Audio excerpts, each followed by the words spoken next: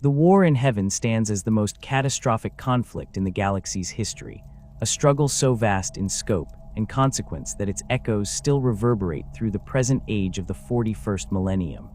This ancient war pitted the Old Ones, the galaxy's first and most accomplished masters of biological manipulation and warp craft, against the Necrontyr and their terrible allies, the Katan. What began as a conflict between mortal races transformed into something far more apocalyptic when the Necrontyr, desperate to escape their short, radiation-plagued lifespans, made a bargain that would doom them to an eternity as soulless machines. The Old Ones were beings of immense psychic power and scientific understanding who had seeded life across the galaxy for millions of years. They possessed technology that blurred the line between science and what lesser races would consider sorcery, manipulating the fundamental forces of reality through their mastery of the Imperium. Their civilization had endured for epochs uncounted, and they had shaped countless worlds to their designs through the use of the webway, a network of extra-dimensional tunnels that allowed instantaneous travel between distant stars without the dangers of warp travel. The Necrontyr, by contrast, were a bitter and dying race. Their home star bombarded their worlds with lethal radiation, cursing them with lifespans measured in mere decades and bodies riddled with cancers. When they petitioned the Old Ones for aid in extending their lives or relocating to more hospitable worlds, they were refused. The reasons for this refusal remain unclear, though some fragmentary records suggest the Old Ones recognized something fundamentally incompatible in the Necrontyr's nature with the technologies that might have saved them. This rejection festered into hatred, and the Necrontyr declared war upon their ancient betters. The initial phases of the war went poorly for the Necrontyr, despite their formidable technology and unified purpose. The Old Ones' mastery of the webway allowed them to strike anywhere and retreat before retaliation could be organized. Their psychic abilities gave them advantages that purely technological civilizations could not counter. The Necrontyr faced extinction until they discovered the Katan, vast entities of living energy that fed upon the radiation of stars. The Necrontyr gave these creatures form in bodies of living metal, necrodermis, and in exchange, the Katan offered them immortality through biotransference. The transformation of the Necrontyr into the Necrons shifted the balance of the war dramatically. Millions of Necrontyr transferred their consciousness into mechanical bodies, becoming tireless warriors immune to disease, age, and fear. The Katan, now able to interact with the material universe in unprecedented ways, proved to be weapons of system-destroying power. The Deceiver, the Nightbringer, the Dragon, and their kin carved through Old One defenses with abilities that defied conventional understanding.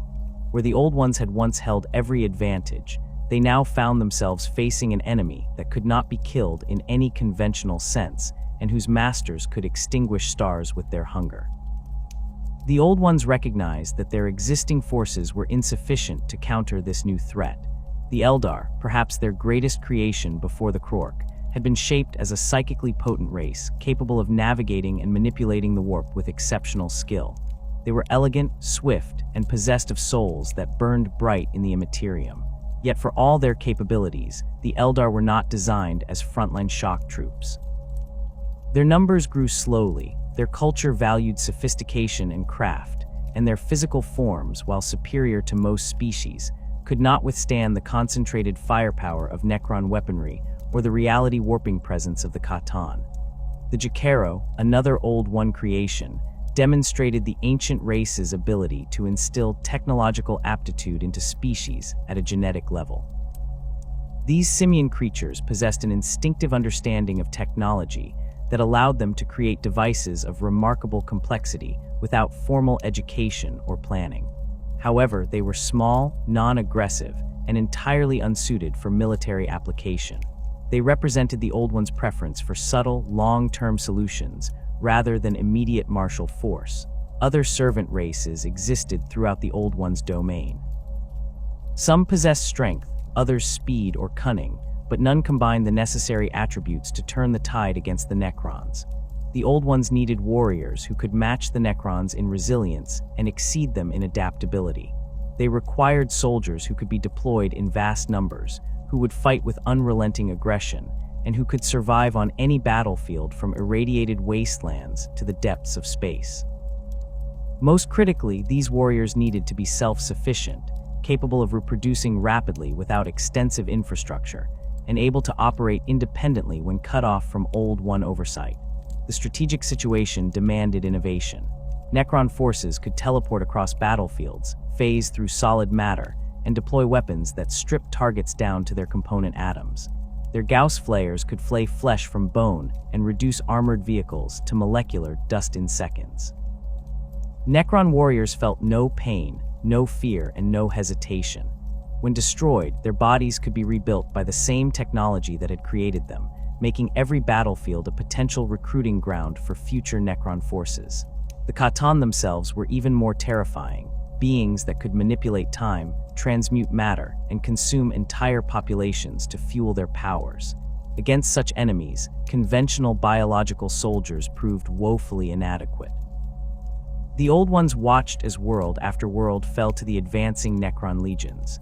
The webway, once considered impregnable, came under assault as the Necrons developed their own dimensional technologies. The Old Ones' mastery of the warp gave them certain advantages, but the Necrons had been designed specifically to be soulless, making them nearly invisible to psychic detection and immune to many warp-based attacks. The deteriorating situation grew even more desperate as the war in Heaven's psychic turbulence began to corrupt the warp itself.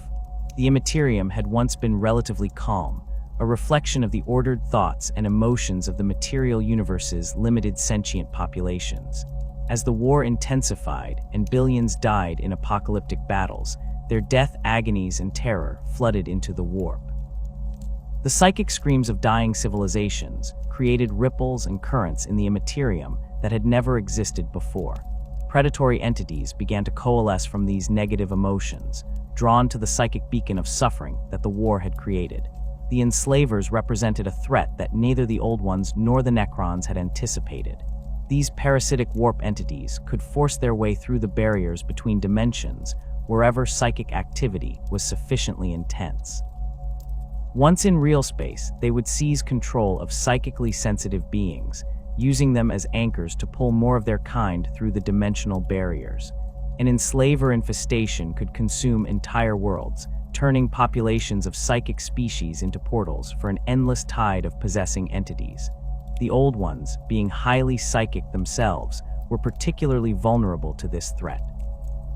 The emergence of the Enslavers meant that the Old Ones could no longer rely solely on psychic might to secure victory. They needed warriors who could function effectively, even if separated from Old One command, who could survive and fight in environments where the warp had become too dangerous to access reliably. These warriors would need to be psychically active enough to benefit from warp-based technologies, but not so dependent on psychic power that enslaver infestations would cripple them. They would need redundant biological systems, rapid healing capabilities, and an instinctive understanding of warfare that required no lengthy training or complex logistics chains. The Old Ones turned to their most ambitious bioengineering project yet. They would create a race that combined physical might with technological adaptability, aggressive instincts with surprising cunning, and most importantly, a biology so robust and redundant that these warriors could survive almost anything the galaxy could inflict upon them. These warriors would be the Krork, and they would be designed to fight forever. The Old Ones approached the creation of the Krork with methodologies refined across millions of years of bioengineering mastery. Unlike their other creations, which had been developed with specific ecological or cultural niches in mind, the Krork were conceived purely as weapons. Every aspect of their biology served a military purpose, from the cellular level to their psychological drives. The Old Ones understood that warfare against the Necrons required not elegant solutions, but overwhelming, relentless force applied with enough intelligence to adapt to changing battlefield conditions. The fundamental principle behind Krork design was redundancy layered upon redundancy. A Krork's body contained multiple organs serving similar functions, ensuring that damage to any single system would not impair combat effectiveness. They possessed 2 hearts, 3 lungs, and a distributed nervous system that prevented paralysis even when major nerve clusters were severed. Their blood clotted almost instantaneously, and their flesh regenerated at rates that allowed them to heal from wounds that would kill most species within hours rather than weeks. This regenerative capability was not merely accelerated healing, but a form of adaptive reconstruction. A Krork injured by a particular weapon type would develop thicker skin or denser bone structure in response, making subsequent injuries from similar weapons less effective. The musculature of the Krork represented perhaps the most visible aspect of their design superiority. Dense bundles of fiber capable of exerting tremendous force were wrapped around a skeletal structure reinforced with organic compounds that approached the hardness of ceramite. A fully mature Krork stood between 3 and 4 meters tall, with some battlefield leaders reaching heights exceeding 5 meters. Their frames carried slabs of muscle that could crush plasteel and bone structures that could withstand impacts that would pulverize standard humanoid forms. This physical power was not crude or clumsy. Krork possessed surprising dexterity in their massive hands, capable of both wielding enormous weapons and performing the delicate manipulations required for technological maintenance and construction. The Old Ones engineered the Krork brain to operate on multiple levels simultaneously. The primary consciousness handled tactical decision-making, weapon operation, and immediate threat assessment. Beneath this layer ran instinctive subroutines that governed combat responses, allowing a Krork to react to threats before conscious thought could process them. Deeper still lay the genetic memory, vast repositories of knowledge encoded directly into their DNA that manifested as intuitive understanding rather than learned skills. A Krork did not need to be taught how to operate a weapon or repair a vehicle. The knowledge simply existed within them, accessible whenever needed. This genetic encoding extended far beyond simple combat techniques. Krork possessed instinctive understanding of engineering principles, metallurgy, energy systems, and battlefield logistics. They could look at a broken machine and immediately comprehend its function, its failure points, and the methods required to restore it to operation. This was not magical intuition, but deliberately programmed knowledge, the accumulated technological expertise of the Old Ones compressed into genetic sequences and made accessible through neurological pathways that activated in response to specific stimuli. When a Krork saw raw materials, their brain automatically processed potential applications. When they encountered enemy fortifications, tactical analysis occurred at a subconscious level, identifying weak points and optimal assault vectors without requiring conscious deliberation. The psychic gestalt network that connected all Krork represented one of the Old Ones' most sophisticated achievements. Each individual Krork possessed a psychic presence, a spark of warp-based consciousness that extended beyond their physical form. These individual sparks naturally linked together, forming a collective field that the Krork themselves would later call the Wa. This was not a hive mind that subsumed individual identity. Each Krork retained complete autonomy and personal consciousness. Rather, the Gestalt functioned as a shared emotional and psychic space where the collective aggression, confidence, and will to fight of all nearby Krork amplified and reinforced each individual member. The Wa field grew stronger as more Krork gathered in proximity. A lone Krork was formidable, but a war party of 100 became exponentially more dangerous as their combined psychic presence created a feedback loop of increasing power.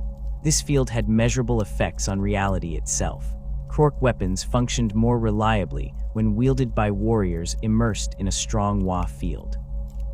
Their vehicles moved faster, their armor turned aside blows that should have penetrated, and their already impressive healing capabilities accelerated further.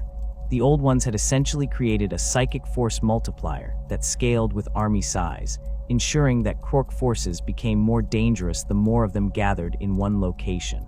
The command structure of Krork society emerged naturally from this Gestalt network. Larger, more experienced Krork generated stronger individual psychic signatures that resonated more powerfully within the Wa field. These dominant individuals naturally assumed leadership positions, not through political maneuvering, but through simple psychic dominance. Lesser Krork felt instinctive deference to these leaders, whose presence in the Gestalt network provided anchor points that helped coordinate large-scale military operations. This system eliminated the need for complex chains of command or bureaucratic organization. Krork armies self-organized based on psychic hierarchy, with the strongest and most capable individuals naturally rising to positions where their tactical acumen could influence the greatest number of warriors. The Wa field also served defensive purposes.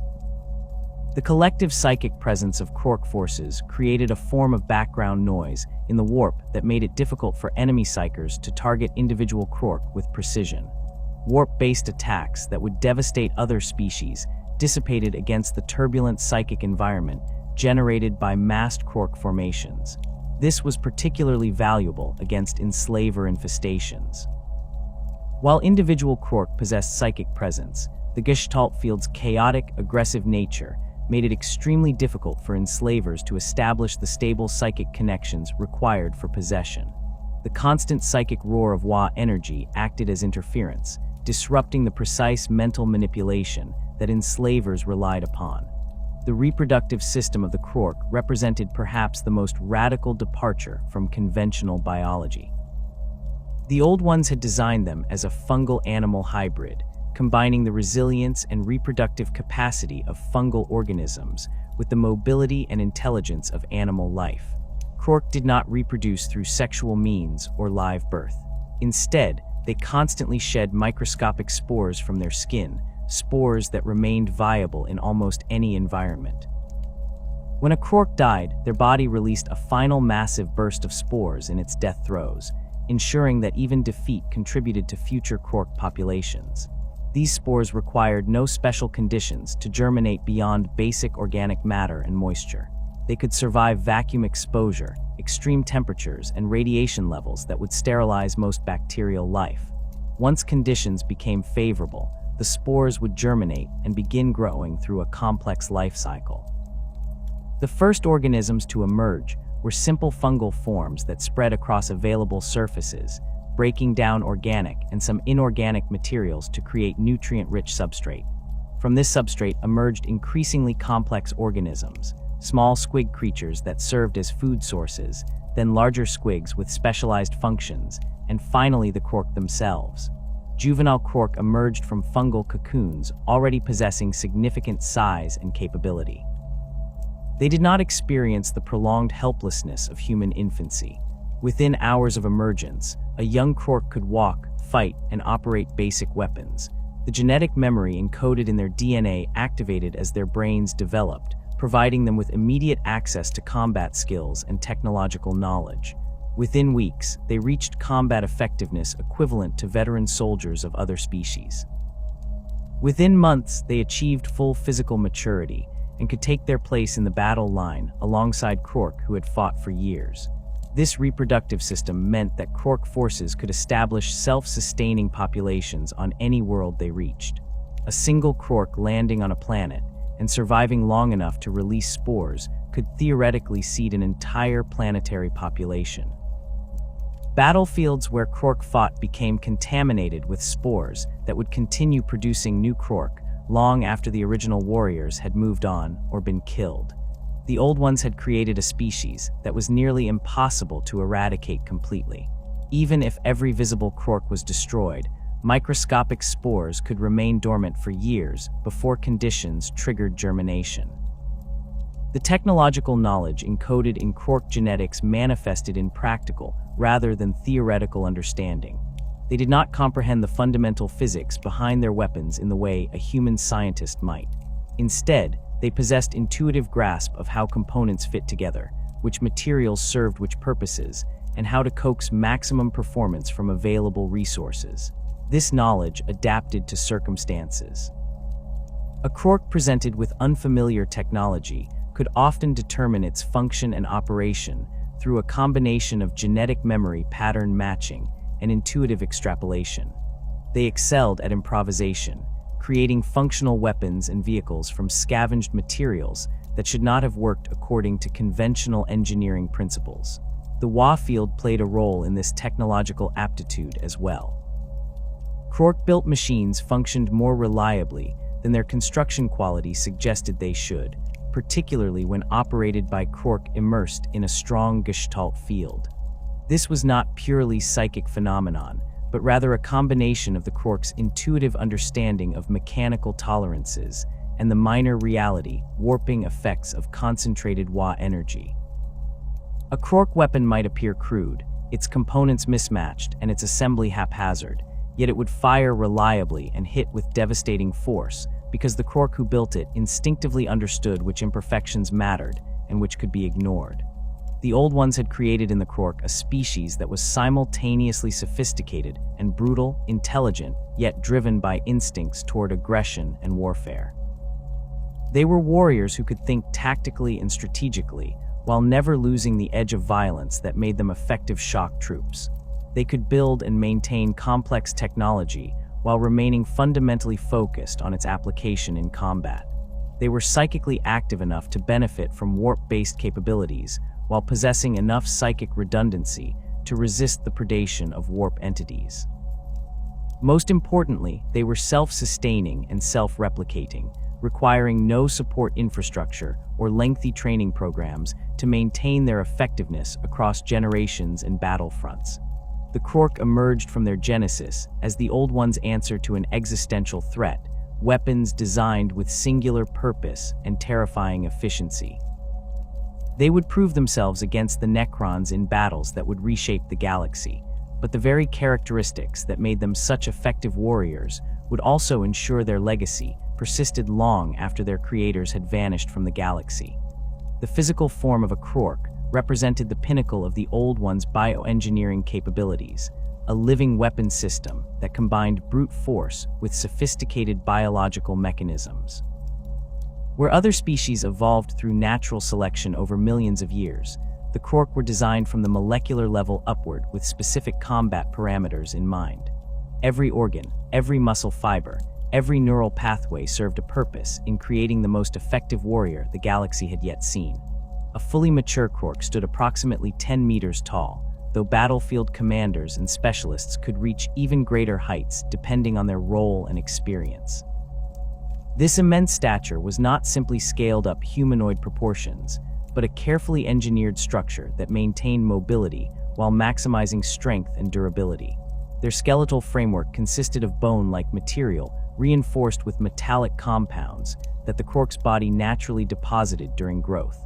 These bones could withstand impacts that would shatter ceramite and possessed enough flexibility to absorb shock without fracturing. The joints incorporated cartilage that regenerated continuously, preventing the wear and degradation that plagued other species of comparable size. The musculature layered over this skeleton defied conventional biological limitations. Dense bundles of fiber wove together in overlapping patterns that allowed a Krork to exert force in multiple directions simultaneously. A Krork's arm could crush a Space Marine's power armor with a single grip, yet those same hands possessed enough dexterity to manipulate the delicate components of advanced weapon systems.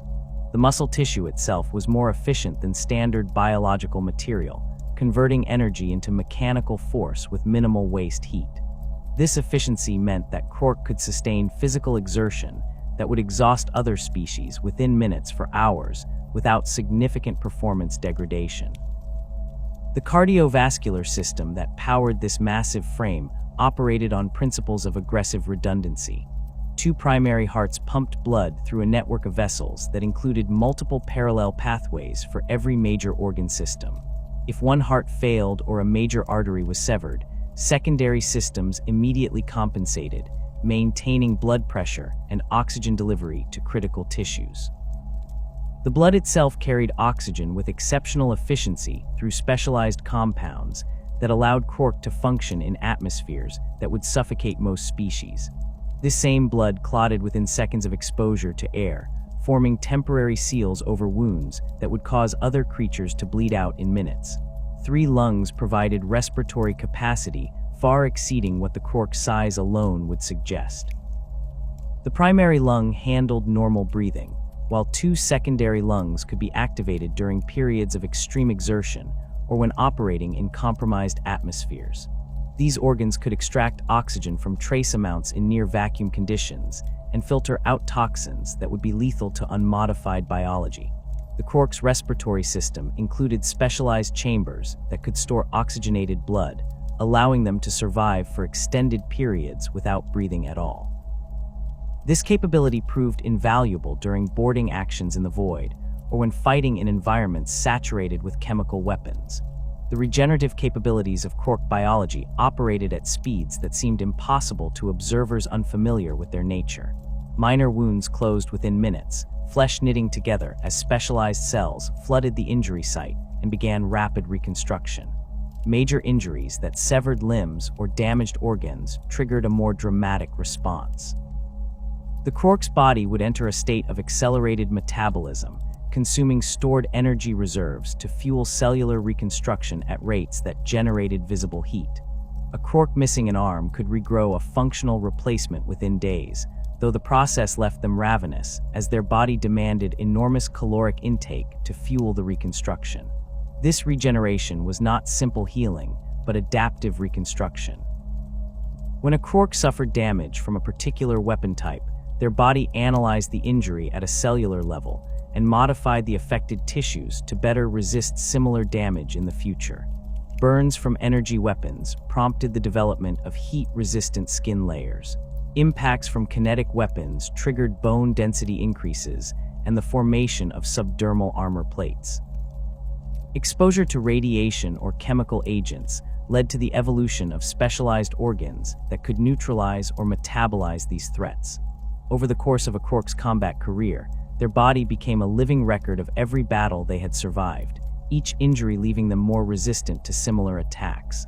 The nervous system distributed throughout a Krork's body ensured that no single injury could incapacitate them through paralysis or shock. Rather than relying on a single spinal column, Krork possessed multiple nerve trunks that ran through their torso and limbs, with extensive redundancy and cross-connections that allowed signals to route around damaged sections. Their brain consisted of multiple lobes that could function semi-independently, meaning that damage to one region would not necessarily impair overall cognitive function. Pain receptors existed but were dampened during combat, allowing Krork to ignore injuries that would leave other species writhing in agony.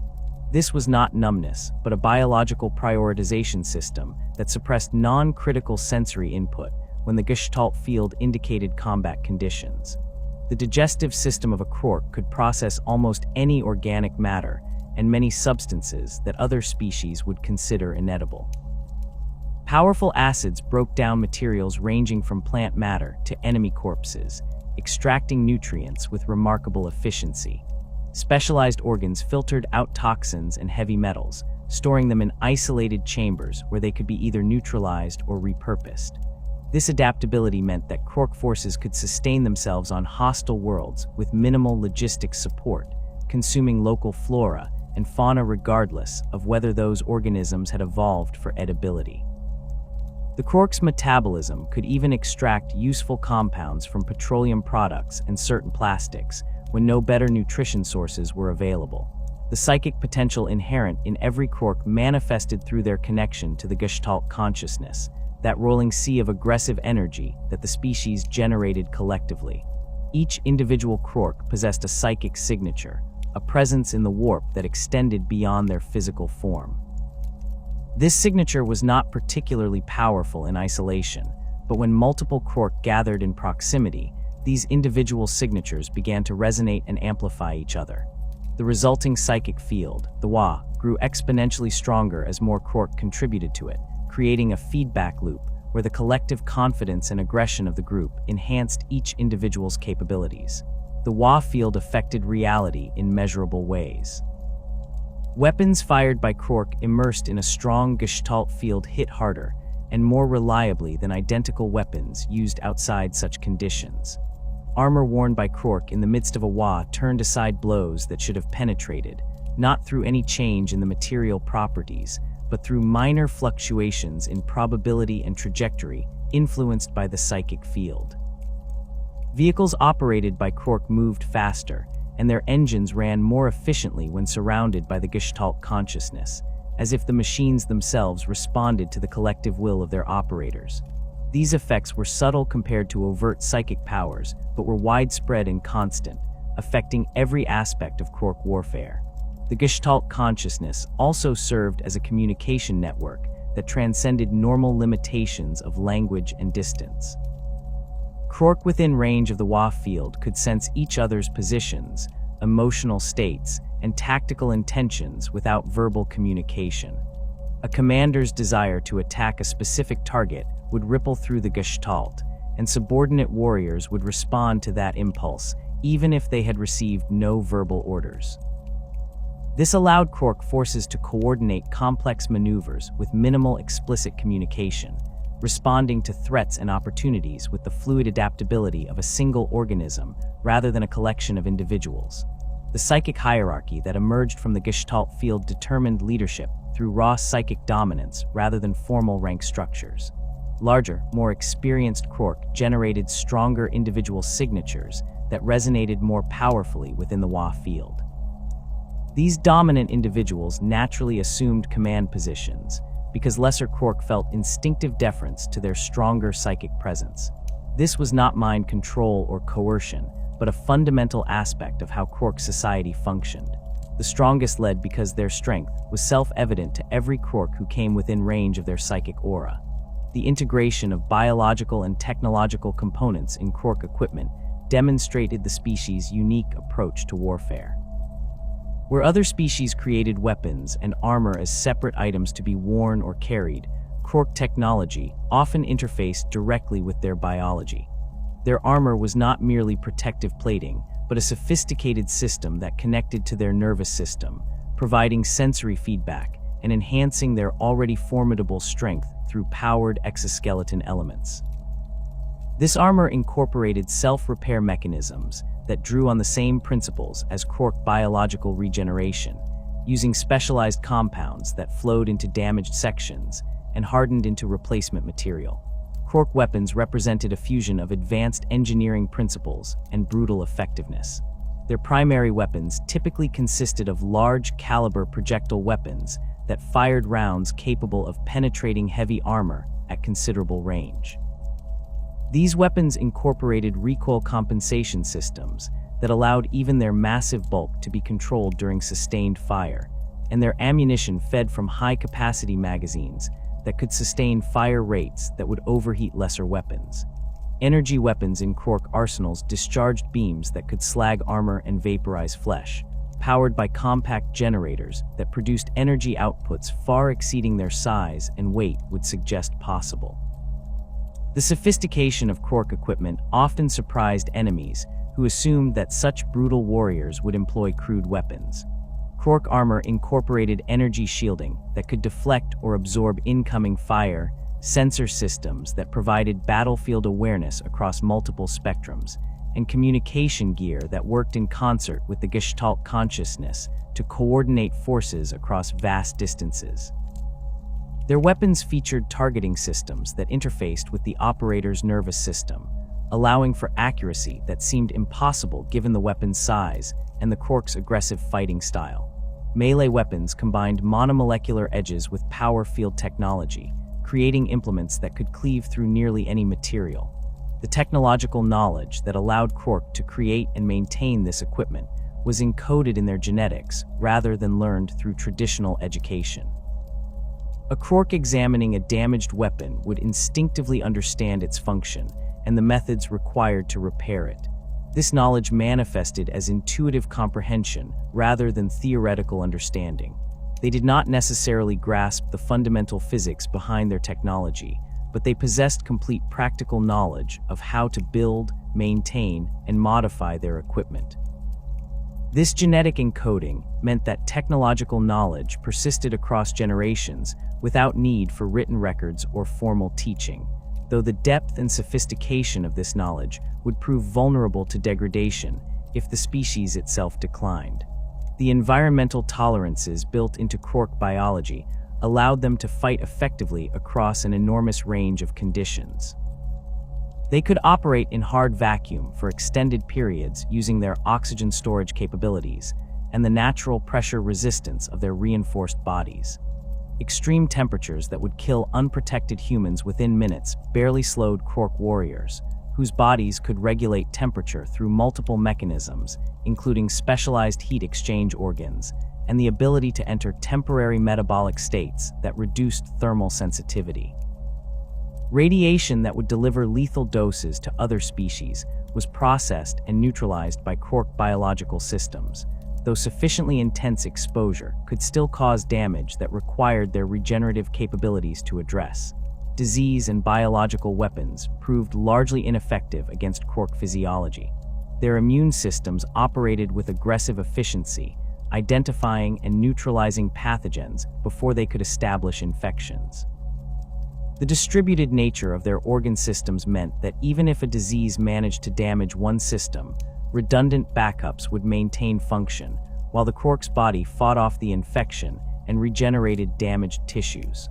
Chemical weapons faced similar difficulties, as Krork respiratory systems could filter out most toxins, and their metabolism could break down or neutralize chemicals that did enter their bloodstream.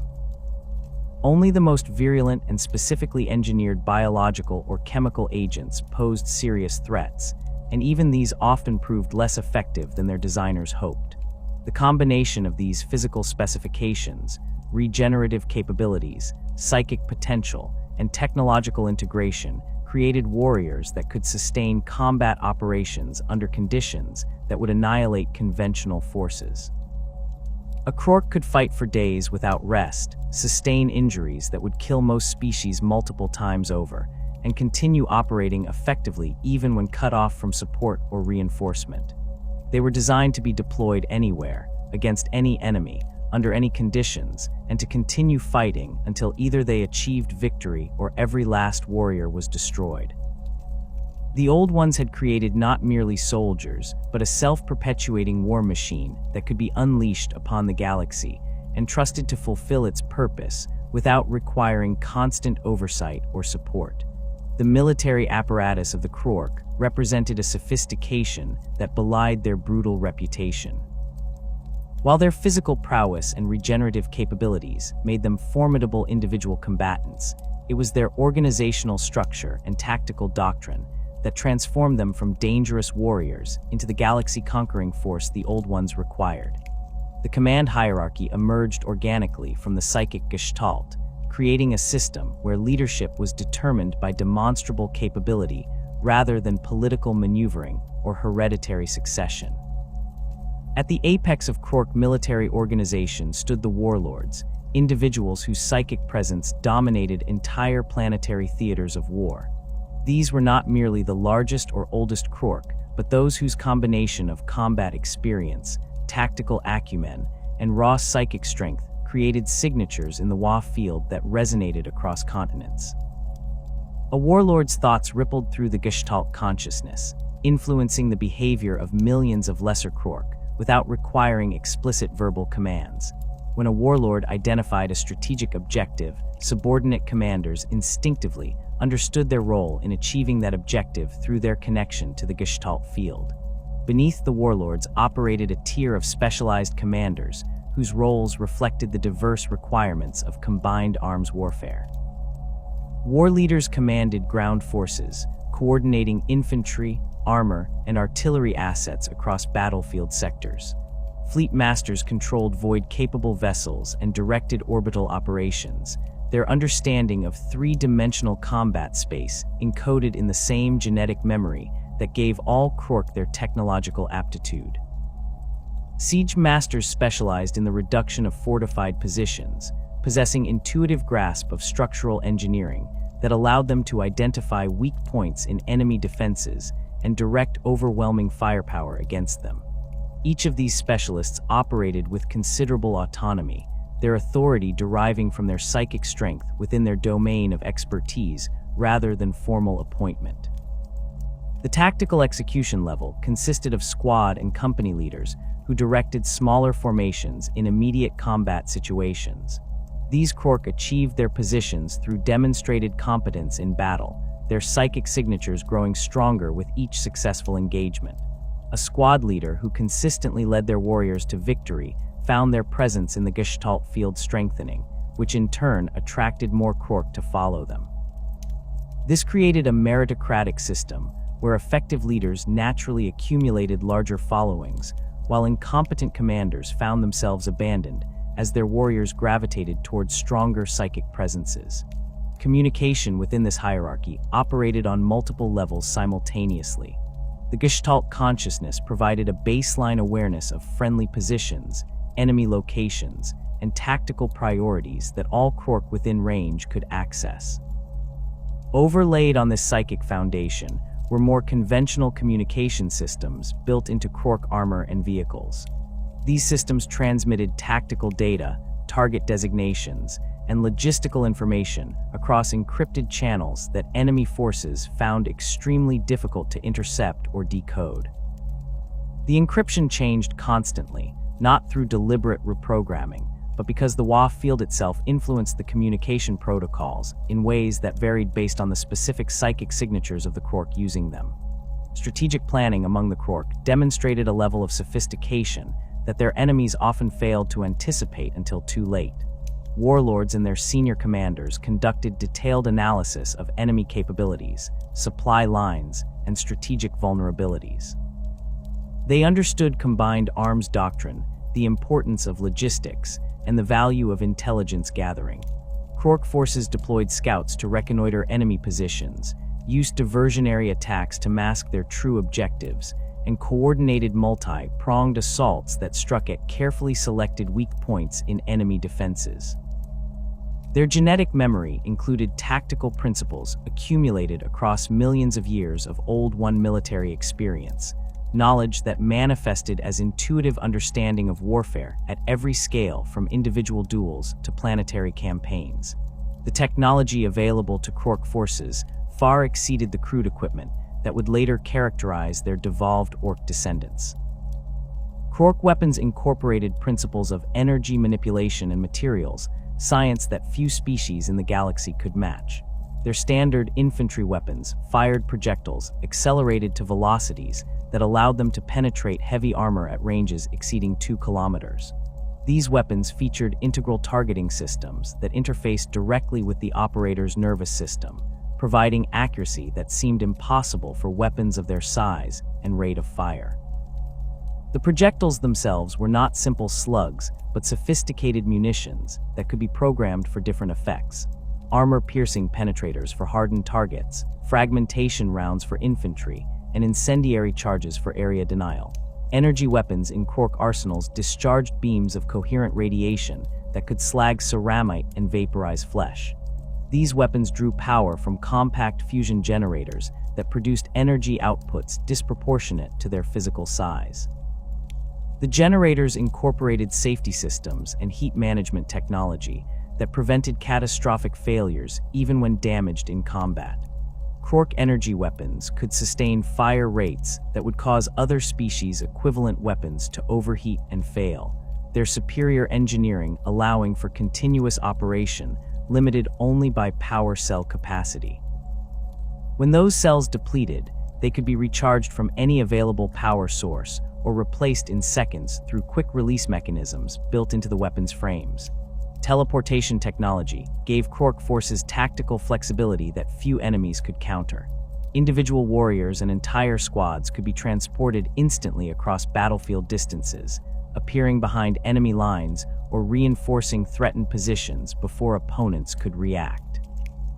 The teleportation systems incorporated into Krork armor used principles derived from webway technology, but adapted for more robust and combat-oriented applications. Unlike the delicate systems employed by other species, Krork teleporters could function reliably even in the electromagnetic chaos of active battlefields.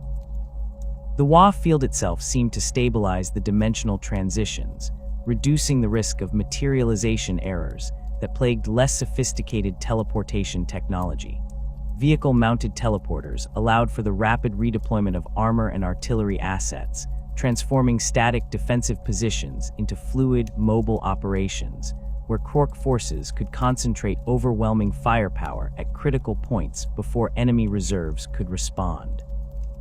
Strategic-scale teleportation systems could transport entire armies between planets within a star system, though these required massive power generation facilities and created psychic disturbances in the WA field that limited their frequency of use. The tactical advantage provided by reliable teleportation technology cannot be overstated. Krork forces could bypass defensive lines, strike at command centers and logistics hubs, and extract forces from untenable positions before encirclement could be completed. The battlefield doctrine employed by Krork armies combined the overwhelming force of massed assault with sophisticated tactical coordination. A typical Krork offensive began with extensive reconnaissance to identify enemy dispositions and vulnerabilities. Scout forces, often consisting of smaller, faster Krorks specialized for infiltration, would penetrate enemy territory and relay information back through the Gestalt consciousness.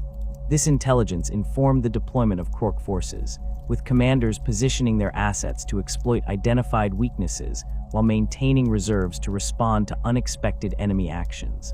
The initial assault phase leveraged the Krork's preference for aggressive action while maintaining tactical coherence. Artillery bombardments suppressed enemy defensive positions, while aerospace assets established local air superiority. Ground forces advanced in coordinated waves, with heavy infantry and armored units providing mobile firepower, while lighter forces maneuvered to flank and envelop enemy positions. The WA field synchronized these movements without requiring constant communication, as each unit commander understood their role in the larger operational plan through their connection to the Gestalt consciousness. Krork armor doctrine emphasized the integration of heavy vehicles with infantry formations rather than treating armored units as independent forces. Massive battle tanks mounting weapons that could level buildings advanced alongside infantry squads, their thick armor drawing enemy fire, while foot soldiers dealt with anti-armor threats and secured captured ground.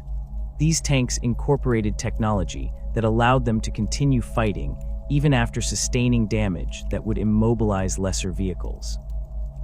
Their engines ran on multiple fuel types, their weapons could be manually operated if automated systems failed, and their armor incorporated reactive systems that detonated incoming projectiles before they could penetrate.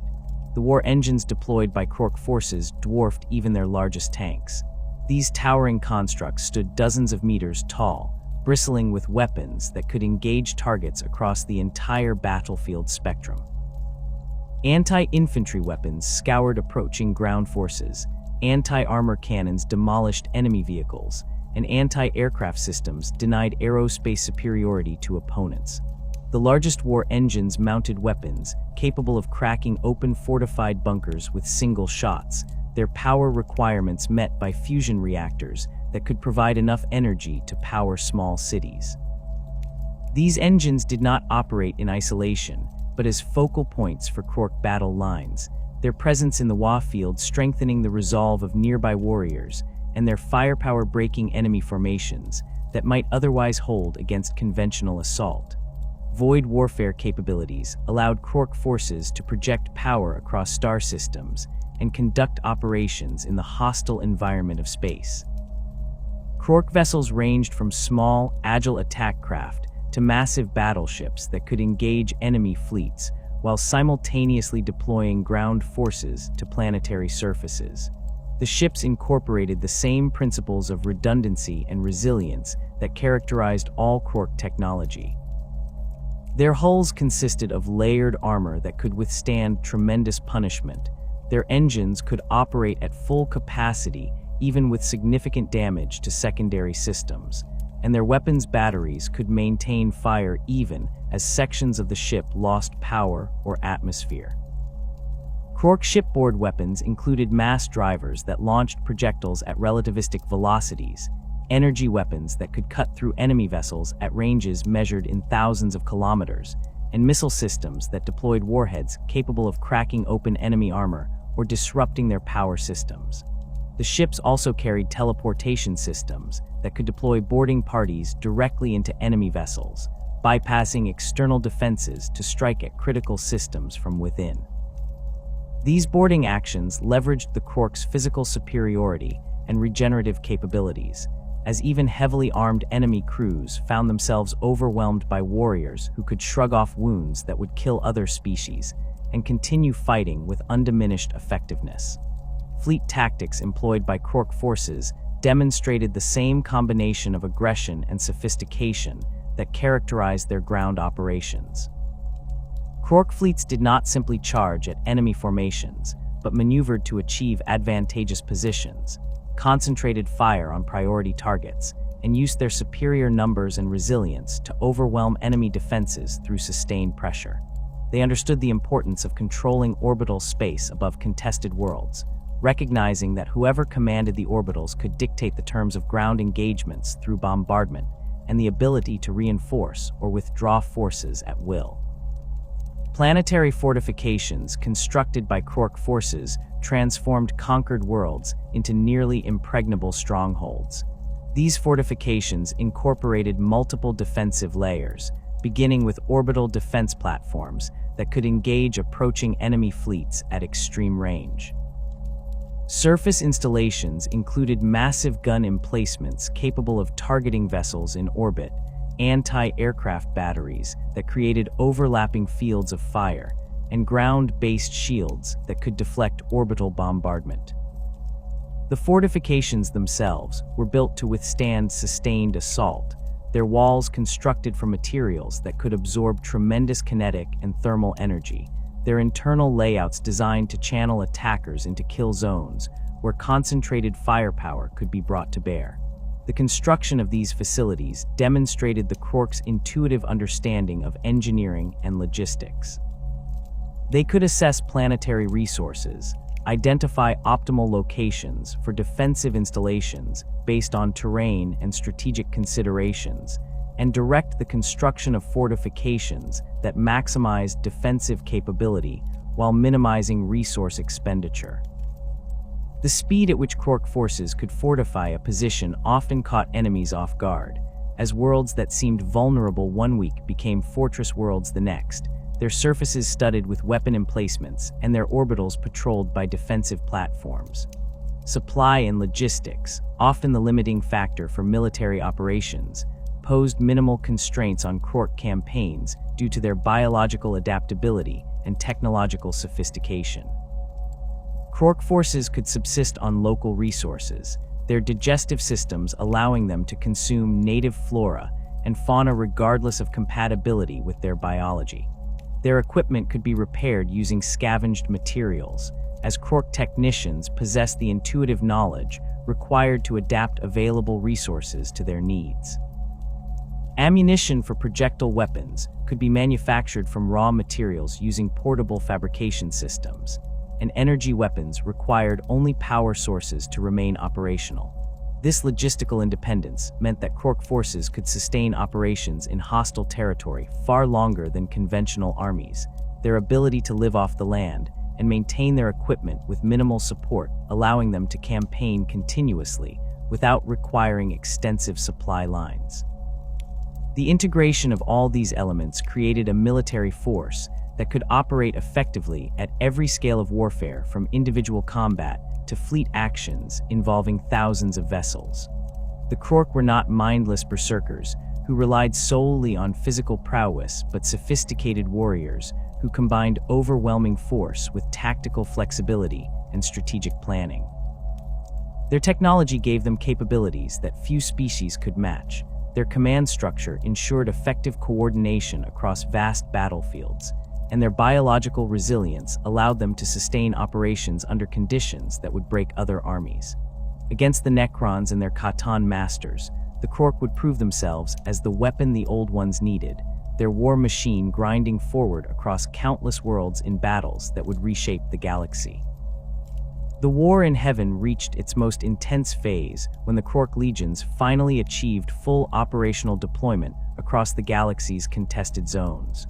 The Necron advance, which had seemed unstoppable in the war's earlier decades, suddenly faced opposition that could not simply be swept aside through superior technology and numerical replenishment. Where Necron forces had grown accustomed to enemies that broke under sustained Gauss fire or fled before the reality-warping presence of the Khatan, The Krork stood their ground and fought back with weapons and tactics specifically engineered to counter the strengths of living metal and ancient star gods. The fundamental challenge posed by Necron forces was their seeming indestructibility. Gauss weapons stripped matter down to its component atoms, disintegrating targets layer by layer until nothing remained. Necron warriors themselves could phase through solid matter, making conventional fortifications useless. When destroyed, their bodies could be teleported back to tomb complexes for reconstruction, effectively providing the Necrons with unlimited reinforcements as long as their infrastructure remained intact. The Khatan added another dimension of threat, beings that could manipulate fundamental forces of reality, and whose mere presence could drive lesser species mad with terror. Against these advantages, the Krork brought capabilities that the Necrons had not encountered in other Old One-Servant races. The regenerative biology that allowed Krork to survive injuries that would kill other species proved particularly effective against Gauss weaponry. While a Gauss flayer could strip away layers of Krork flesh and muscle, the distributed nature of their organ systems meant that even severe tissue loss did not immediately incapacitate them. A Krork warrior could continue fighting with portions of their body reduced to skeletal structure, their redundant biological systems maintaining combat effectiveness until their regeneration could begin repairing the damage. This resilience forced Necron forces to expend significantly more ammunition to achieve kills, slowing their advance and creating opportunities for Krork counterattacks. The Krork's technological arsenal included weapons specifically effective against necrodermis and the phase-shifting capabilities of Necron forces. High-velocity projectile weapons fired rounds that carried such tremendous kinetic energy that they could shatter the molecular bonds holding necrodermis together, fragmenting Necron bodies beyond the point where their self-repair systems could function without extensive reconstruction. Energy weapons employed by Krork forces operated at frequencies that disrupted the quantum states required for Necron phasing technology, forcing Necron warriors to remain in normal space where they could be targeted and destroyed. The Krork had not developed these weapons through trial and error, but had emerged from their genesis with this knowledge already encoded in their genetics, the Old Ones having designed them with full awareness of the threats they would face. Krork commanders demonstrated tactical flexibility that confounded Necron strategic calculations. The Necrons fought according to protocols established during their existence as the Necron tier, refined over millions of years, but ultimately predictable to an enemy who understood their operational patterns. The Krork possessed no such rigid doctrine. Their tactics emerged from the combination of genetic memory, real-time battlefield assessment, and the psychic coordination provided by the Wa field. A Krork warlord could completely alter their approach mid-battle based on observed enemy responses, shifting from frontal assault to flanking maneuvers to feigned retreat with a fluidity that Necron commanders, bound by their programming and the hierarchical nature of their command structure, struggled to counter. The effectiveness of Wa energy against Necron forces manifested in ways that went beyond simple psychic attack. The Necrons had been deliberately designed without souls, making them nearly invisible to psychic detection and immune to many forms of warp-based assault. The Wa field, however, did not function purely as a psychic weapon, but as a reality-altering phenomenon that affected the material universe directly. Concentrated Wa energy created localized distortions in probability and causality that disrupted the sophisticated technology upon which Necron forces relied. Teleportation systems malfunctioned, depositing Necron reinforcements kilometers from their intended coordinates. Phase shift generators failed at critical moments, leaving Necron warriors vulnerable to attacks they had attempted to avoid. Self-repair systems operated erratically, sometimes reconstructing damaged Necrons with subtle but cumulative errors that degraded their combat effectiveness.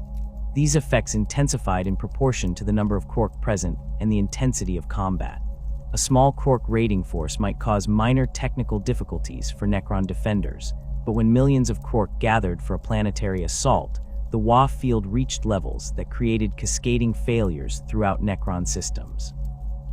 The psychically charged nature of the war in heaven amplified these effects further. The Imperium roiled with the psychic turbulence of countless dying civilizations, and the WoW field tapped into this chaos, channeling it into a weapon that struck at the fundamental reliability of Necron technology. The Necrons had designed themselves to be immune to the warp, but the WoW existed in the liminal space between material and immaterial, affecting both realms simultaneously in ways their creators had not anticipated. Coordinated campaigns between Krork forces and other Old One servant races demonstrated the sophisticated command and control capabilities that the Krork possessed despite their aggressive nature. The Eldar, with their psychic prowess and mastery of the webway, provided strategic mobility and intelligence gathering that complemented the Krork's direct combat power. Eldar seers could perceive probable futures and identify critical points where Krork assaults would have maximum impact on Necron's strategic plans. Eldar forces would strike at Necron command nodes and communication relays, creating confusion and disrupting coordination, then withdraw through the webway before Necron reinforcements could respond.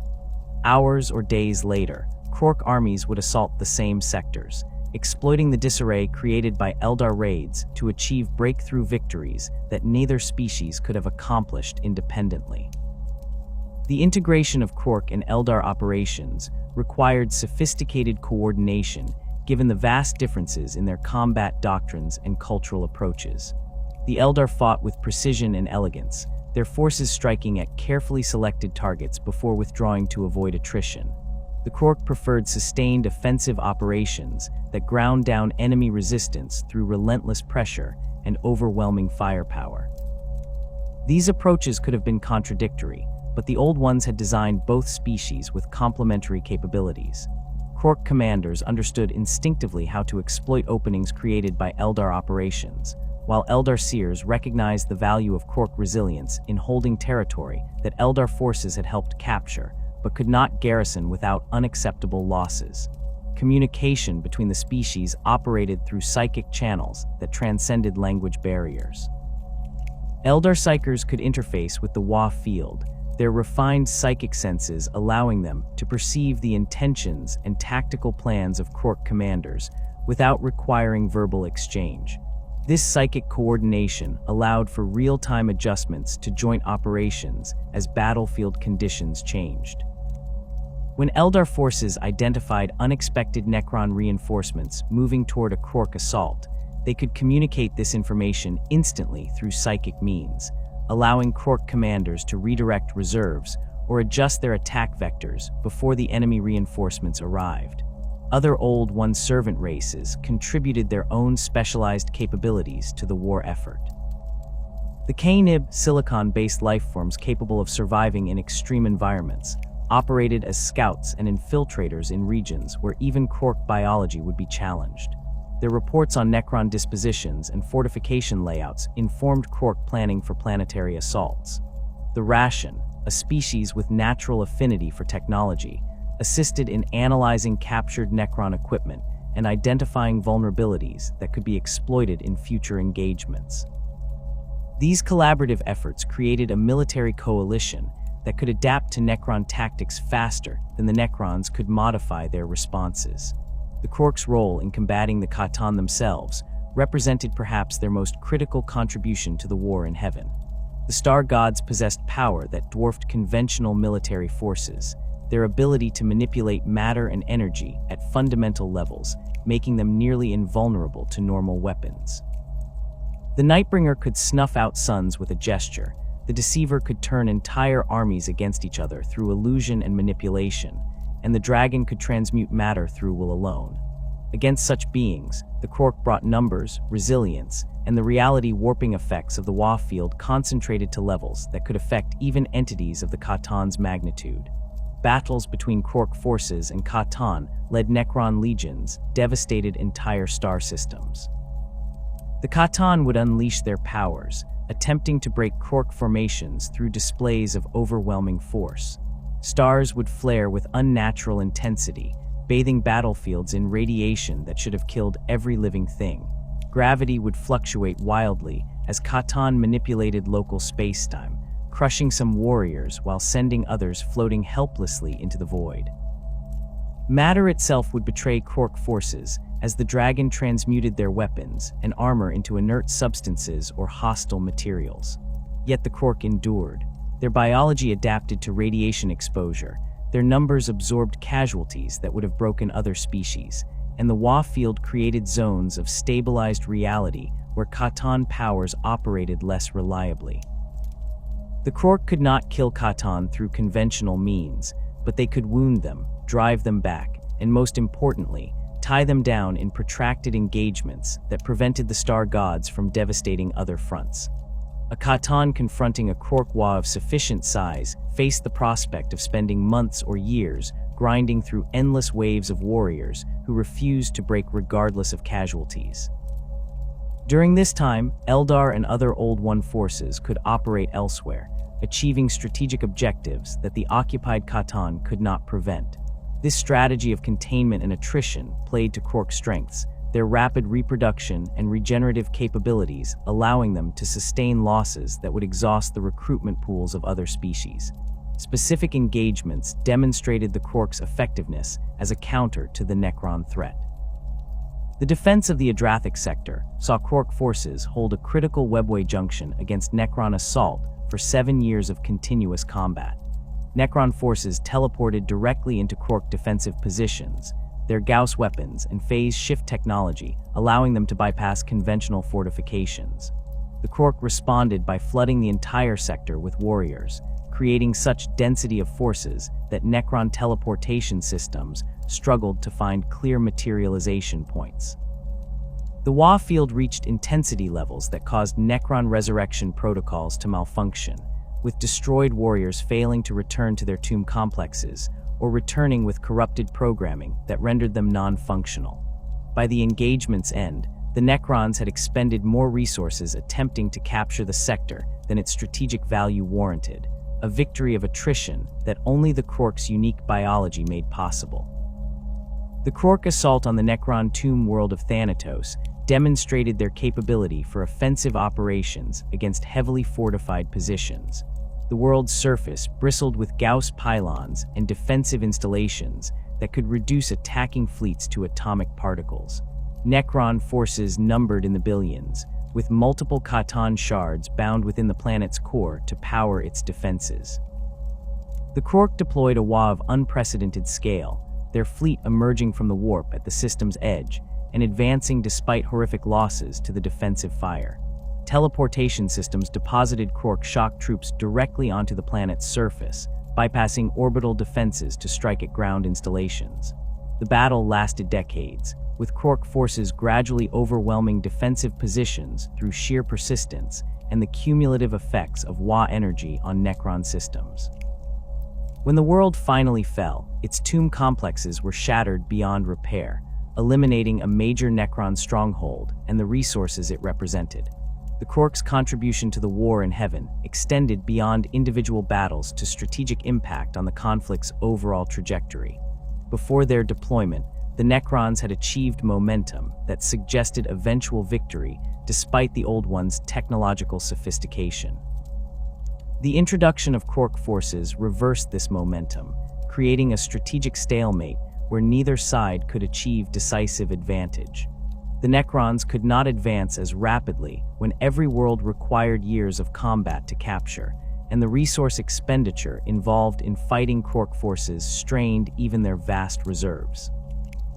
The Old Ones gained time to develop other weapons and strategies, time to reinforce critical positions, and time for their other servant races to evolve and adapt to the demands of galactic warfare. This strategic contribution came at enormous cost. Krork casualties numbered in the trillions across thousands of worlds, their bodies carpeting battlefields from one end of the galaxy to the other. Yet the species' reproductive capacity ensured that losses could be replaced, sometimes within months, as spores from fallen warriors germinated and produced new generations. This ability to sustain casualties that would represent extinction-level events for other species made the Krork the perfect instrument for the kind of total war that the conflict had become. They were warriors who could be spent freely because they would inevitably return, their biology ensuring that even the most catastrophic defeats merely delayed rather than prevented their contribution to the war effort. The war in heaven reached its apocalyptic conclusion not through decisive victory, but through mutual devastation so complete that both sides effectively destroyed themselves. The conflict had raged for millions of years, consuming entire civilizations and rendering vast swathes of the galaxy uninhabitable. The psychic turbulence generated by countless deaths had transformed the warp from a relatively calm dimension into a roiling sea of predatory entities and chaotic energies. The material universe bore scars that would persist for eons: shattered worlds, stars extinguished before their time, and regions of space where reality itself had become unstable due to the weapons unleashed during the conflict. The Necrons, despite their technological supremacy and the godlike power of the Khatan, found themselves facing strategic exhaustion. The silent King Zarek recognized that his people's transformation into soulless machines had been a trap rather than salvation. The Khatan had never intended to serve as allies, but had used the Necrontyrs' desperation to create an army of slaves and a ready supply of souls to feed upon. The star gods consumed Necrontyr souls during biotransference and continued to feed on the life energy of conquered populations, growing ever more powerful while the Necrons themselves remained static, unable to reproduce or evolve. Worse, the Khatan had begun to turn on each other, their incomprehensible politics and territorial disputes threatening to tear apart the Necron Empire from within as different Khatan demanded the loyalty of specific Necron dynasties. The Old Ones faced equally dire circumstances, despite the effectiveness of their Krork legions and other servant races. The Enslaver Plague had reached pandemic proportions across the galaxy. These parasitic warp entities forced their way into real space, wherever the barrier between dimensions had been weakened by psychic activity, which meant that virtually every battlefield and populated world in the galaxy now served as a potential breach point. The Enslavers seized control of psychically sensitive beings, using them as anchors to pull more of their kind through the dimensional barriers. An infestation could consume entire worlds within weeks, turning populations into portals for an endless tide of possessing entities that would strip planets of all sentient life before moving on to new hunting grounds. The Old Ones, being among the most psychically powerful species in existence, found themselves particularly vulnerable to enslaver predation. Their mastery of the warp, once their greatest advantage, now marked them as prime targets for possession. Entire Old One enclaves fell to enslaver infestations, their inhabitants' powerful psychic presences serving as beacons that drew the parasites in overwhelming numbers. The Webway, that network of extra-dimensional tunnels that had allowed the Old Ones to dominate the galaxy through superior mobility, became compromised as enslavers learned to breach its walls and infest the passages themselves. Sections of the Webway had to be sealed off and abandoned, cutting Old One civilization into isolated fragments that could no longer support each other effectively. The decision by the Necrons to shatter the Khatan marked the beginning of the end for both sides. Zarek, recognizing that the star gods would never release their hold on the Necron people, orchestrated a galaxy-wide revolt against their former masters. The Necrons turned their weapons on the Khatan, employing technologies specifically designed to harm beings of living energy. The Khatan, despite their immense power, had grown complacent in their dominance and were caught unprepared by the coordinated assault. The war that followed dwarfed even the conflict against the Old Ones in its intensity, as the Necrons fought to destroy the very beings who had given them immortality. The Khatan could not be truly killed, their essence being fundamental aspects of reality itself, but they could be shattered into fragments and imprisoned. The Necrons developed containment technologies that could trap Khatan shards in stasis fields, reducing the star gods from unified entities of terrifying power to collections of imprisoned fragments. The process required enormous expenditure of resources and resulted in catastrophic casualties among Necron forces. Entire dynasties were annihilated in battles against individual Khatan, their warriors destroyed faster than tomb complexes could reconstruct them.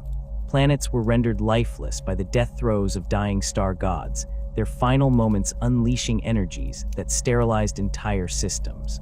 The shattering of the Khatan removed the Necrons' most powerful weapons, but also eliminated the beings who had been directing their strategic operations. Without Khatan guidance, Necron forces lost the coordination that had made them so effective. Individual dynasties began pursuing their own agendas, some continuing to fight the Old Ones, while others focused on securing their own territories or settling ancient grudges with rival dynasties. The Necron war machine, which had seemed unstoppable when unified under Khatan command, fragmented into countless smaller forces that could no longer mount the coordinated offensives that had brought them so close to total victory. The Old Ones did not survive to witness their enemy's internal collapse. The combination of enslaver predation, casualties sustained during the war, and the psychic toll of maintaining their civilization in an increasingly hostile warp proved fatal to their species. Old One populations declined precipitously as enclaves fell to enslaver infestations, or were abandoned when the warp became too dangerous to navigate. The survivors retreated to increasingly isolated strongholds, cutting themselves off from the galaxy at large in desperate attempts to preserve what remained of their civilization. These final enclaves eventually fell silent, their fates unknown, but presumed to have succumbed to the same forces that had devastated the rest of their species. The extinction of the Old Ones occurred gradually, rather than through a single catastrophic event. Some populations may have survived in hidden refuges or escaped to other dimensions through their mastery of warp craft. Others might have transformed themselves into new forms of existence that allowed them to escape enslaver predation. The records are fragmentary and contradictory, preserved only in the genetic memories of their servant races and the corrupted databanks of Necron tomb worlds. What is certain is that the Old Ones ceased to exist as an active presence in the galaxy, their civilization collapsing into ruin and their vast knowledge scattered or lost.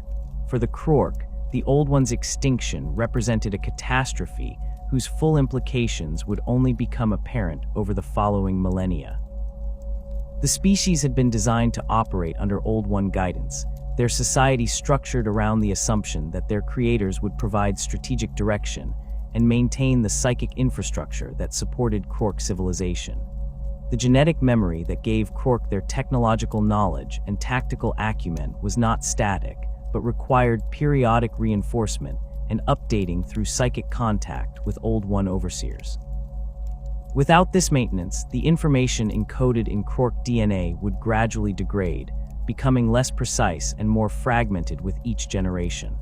The Wa field that bound Krork society together had been designed to interface with Old One's psychic networks, using them as anchor points that stabilized the Gestalt consciousness and prevented it from fragmenting or dissipating. The Old Ones had served as psychic shepherds, their presence in the warp providing structure and direction to the chaotic energies generated by Krork populations. When the Old Ones disappeared, these anchor points vanished with them. The Wa field did not collapse immediately but began to drift, its focus becoming less precise and its ability to coordinate large-scale operations diminishing as the psychic framework that had supported it eroded. Krork populations across the galaxy found themselves suddenly isolated, cut off from the strategic coordination that had allowed them to function as a unified military force. Individual warlords still commanded their forces effectively within their local theaters of operation, but the galaxy-spanning coordination that had made the Krork such an effective weapon against the Necrons began to break down. Warlords who had previously understood their role in larger strategic plans now operated based solely on their own tactical assessments and the limited information available through the degrading Wa field. Some continued fighting Necron forces out of instinct and genetic programming, while others turned their attention to securing territory or resources for their own populations. The Enslaver Plague devastated Krork populations despite their biological resilience and the protective effects of the Wa field, while individual Krork were relatively resistant to enslaver possession due to their robust psychic presence and the interference created by the Gestalt consciousness. They were not immune. Krork who became separated from their fellows and thus lost the protection of the WA field, proved vulnerable to possession, their psychic signatures serving as entry points for enslaver entities. More critically, the enslavers could establish footholds in regions where the WA field had weakened due to low Krork population density or the absence of strong psychic leaders. Entire Krork populations were wiped out by enslaver infestations during the plague's peak intensity. Worlds that had been conquered and garrisoned by Krork forces during the War in Heaven fell silent as the parasites swept through them, possessing Krork and using them to anchor more enslavers into real space until the infestations consumed all available hosts. The Krork's rapid reproduction should have allowed them to recover from such losses, but the spores released by dead Krork often germinated into populations that immediately fell victim to enslavers still present in the area. This created cycles of infestation where new Krork would emerge, grow to maturity, and then succumb to possession before they could establish populations large enough to generate protective WA fields. The galaxy-wide nature of the Enslaver Plague meant that Krork populations became isolated from each other on a scale that their biology had never been designed to handle. The species had been created to spread across the galaxy as a unified force, with constant interchange between populations maintaining genetic diversity and allowing for the transmission of tactical innovations and technological developments. The plague created barriers between Krork populations as infested regions became impassable death zones where even the most resilient warriors could not survive.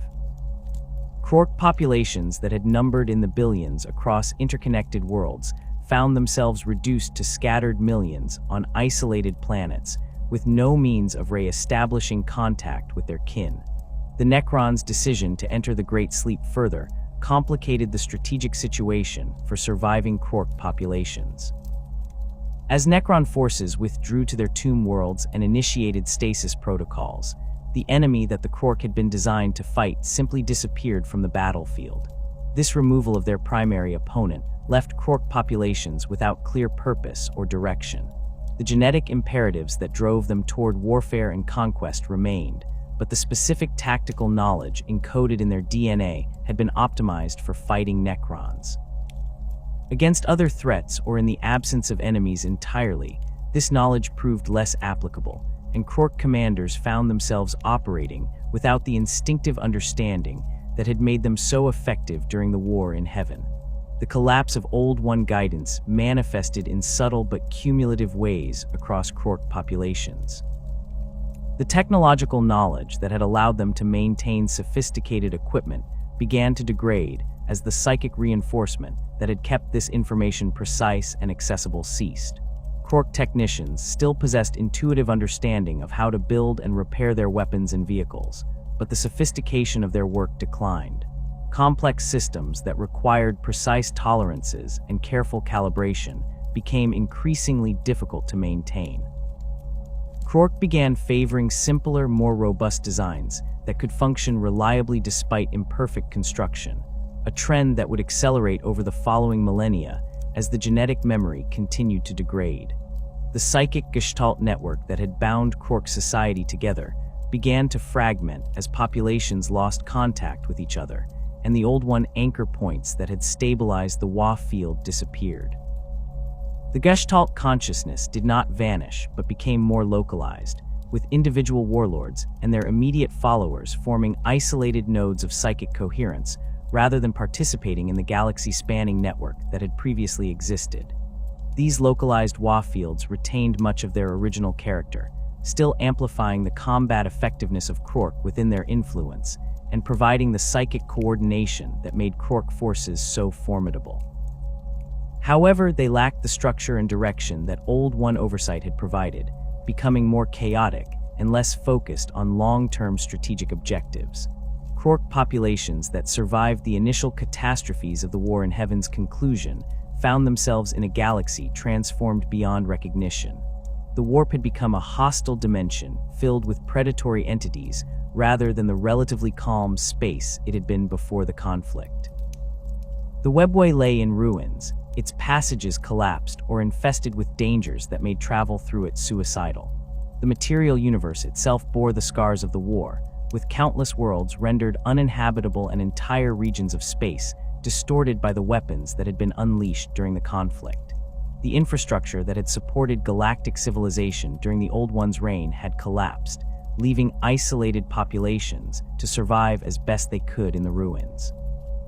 The Krork began to change in response to these altered circumstances, though the transformation occurred gradually over thousands of generations. Without Old One maintenance of their genetic programming, mutations began to accumulate in their DNA. Most of these mutations were neutral or detrimental, culled by natural selection, as Krork with inferior traits failed to survive and reproduce. Some mutations, however, proved adaptive to the new environment, and these began to spread through isolated populations. The precise nature of these changes varied between different Krork populations, depending on their specific circumstances and the selective pressures they faced, but the overall trend was towards simplification and increased resilience at the cost of the sophistication that had characterized the species at their peak. The command structure that had emerged naturally from the psychic gestalt began to shift as the Wa field fragmented and localized. Warlords still rose to power based on their psychic dominance and combat prowess, but the nature of their authority changed. Where previously they had operated within a framework established by Old One's strategic direction, they now functioned as independent warlords whose authority derived purely from their personal strength and the loyalty of their followers. This shift toward more personalized leadership structures would accelerate over time, eventually producing the tribal and clan-based societies that would characterize the Krork's eventual descendants.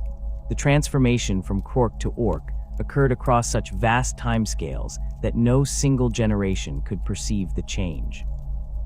The degradation was not a sudden collapse, but a gradual erosion of capabilities, knowledge, and biological sophistication that accumulated over millions of years and countless spore cycles. Each generation of Krork emerged slightly diminished from their predecessors, the genetic information encoded in their DNA becoming progressively more corrupted and fragmented as the psychic reinforcement mechanisms established by the Old Ones failed to operate without their creator's presence. The biological decline manifested first in the loss of physical stature. The Krork who had fought in the war in heaven stood between 3 and 4 meters tall at baseline, with commanders and specialists reaching heights of 5 meters or more. Their massive frames carried dense musculature and reinforced skeletal structures that made them nearly unstoppable in close combat while maintaining the dexterity required for sophisticated equipment operation. The first generations born after the Old One's disappearance showed minimal deviation from these specifications, but subtle changes had already begun at the genetic level.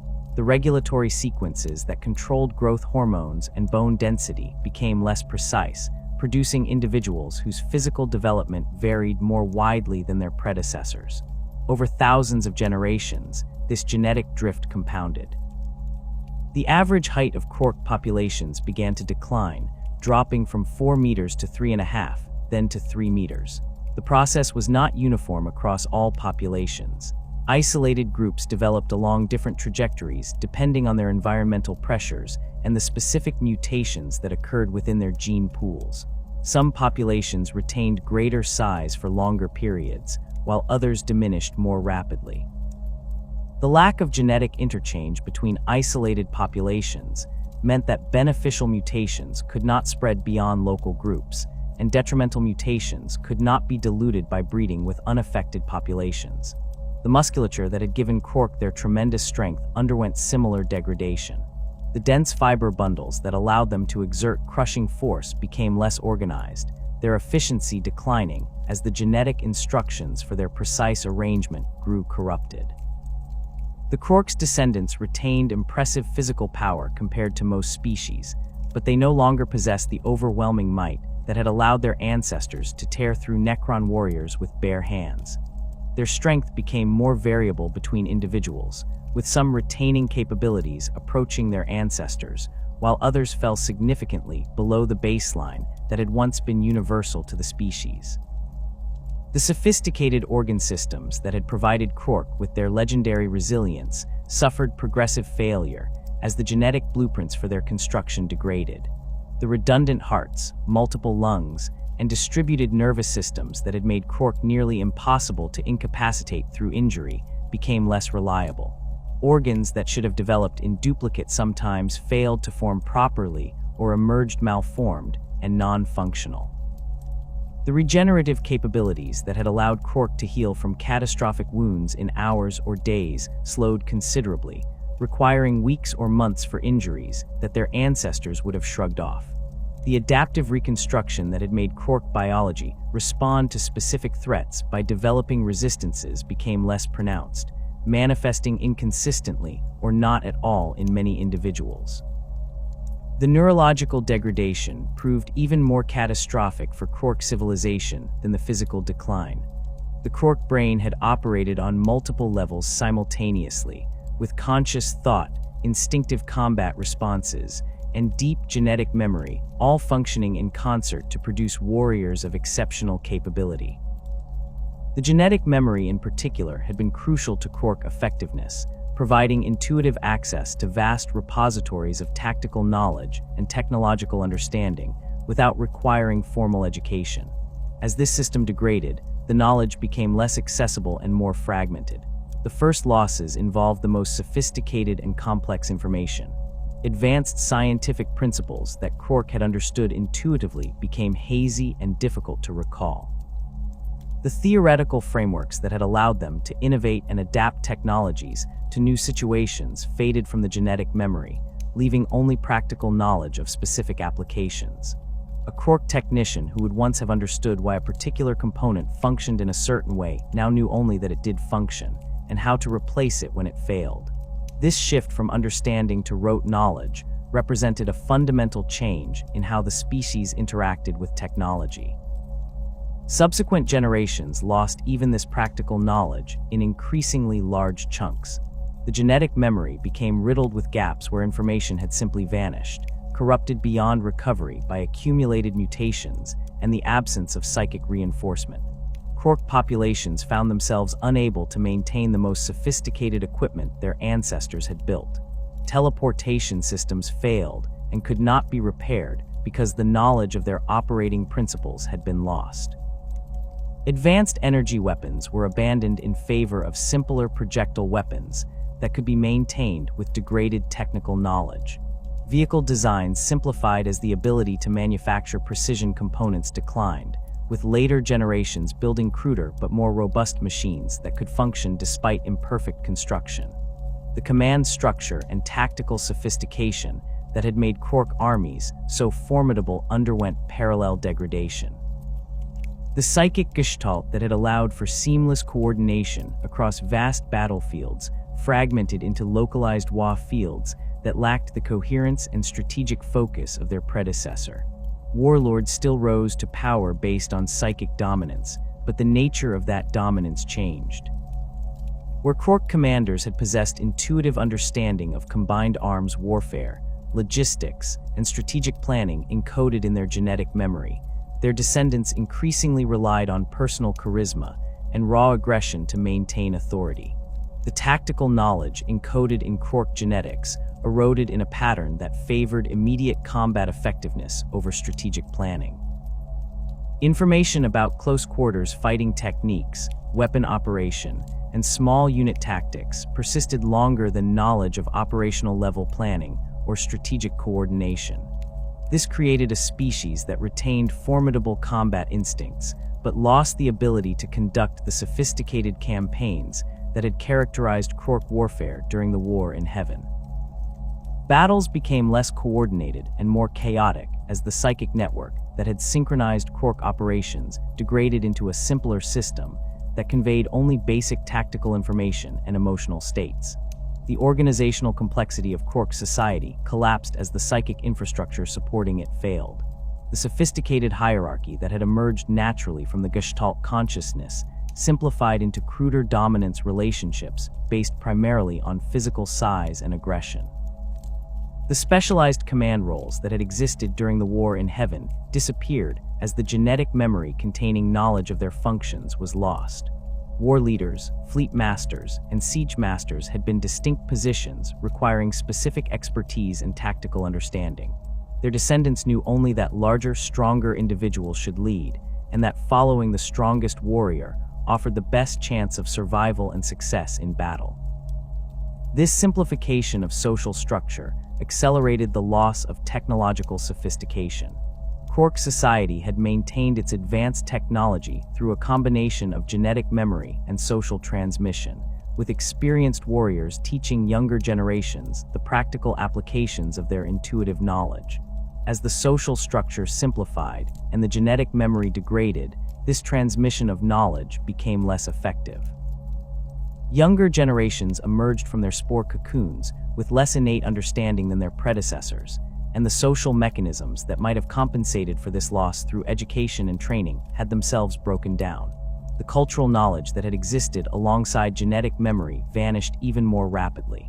Krork had possessed oral traditions, tactical doctrines refined through experience, and accumulated wisdom about how to fight specific enemies or operate in particular environments.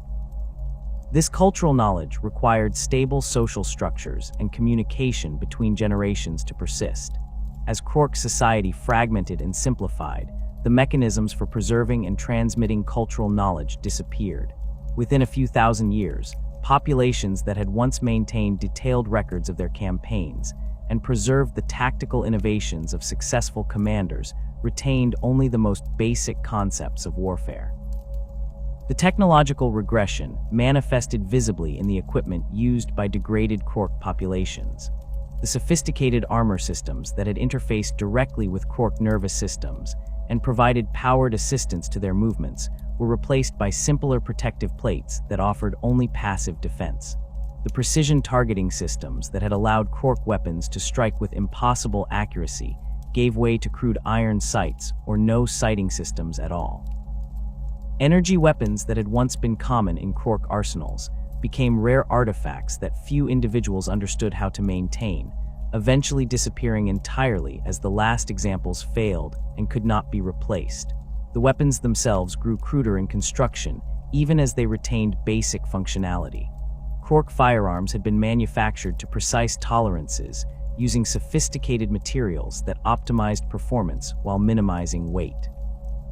Their descendants built weapons from whatever materials were available, often using inferior metals and crude manufacturing techniques that produced heavy, ungainly devices.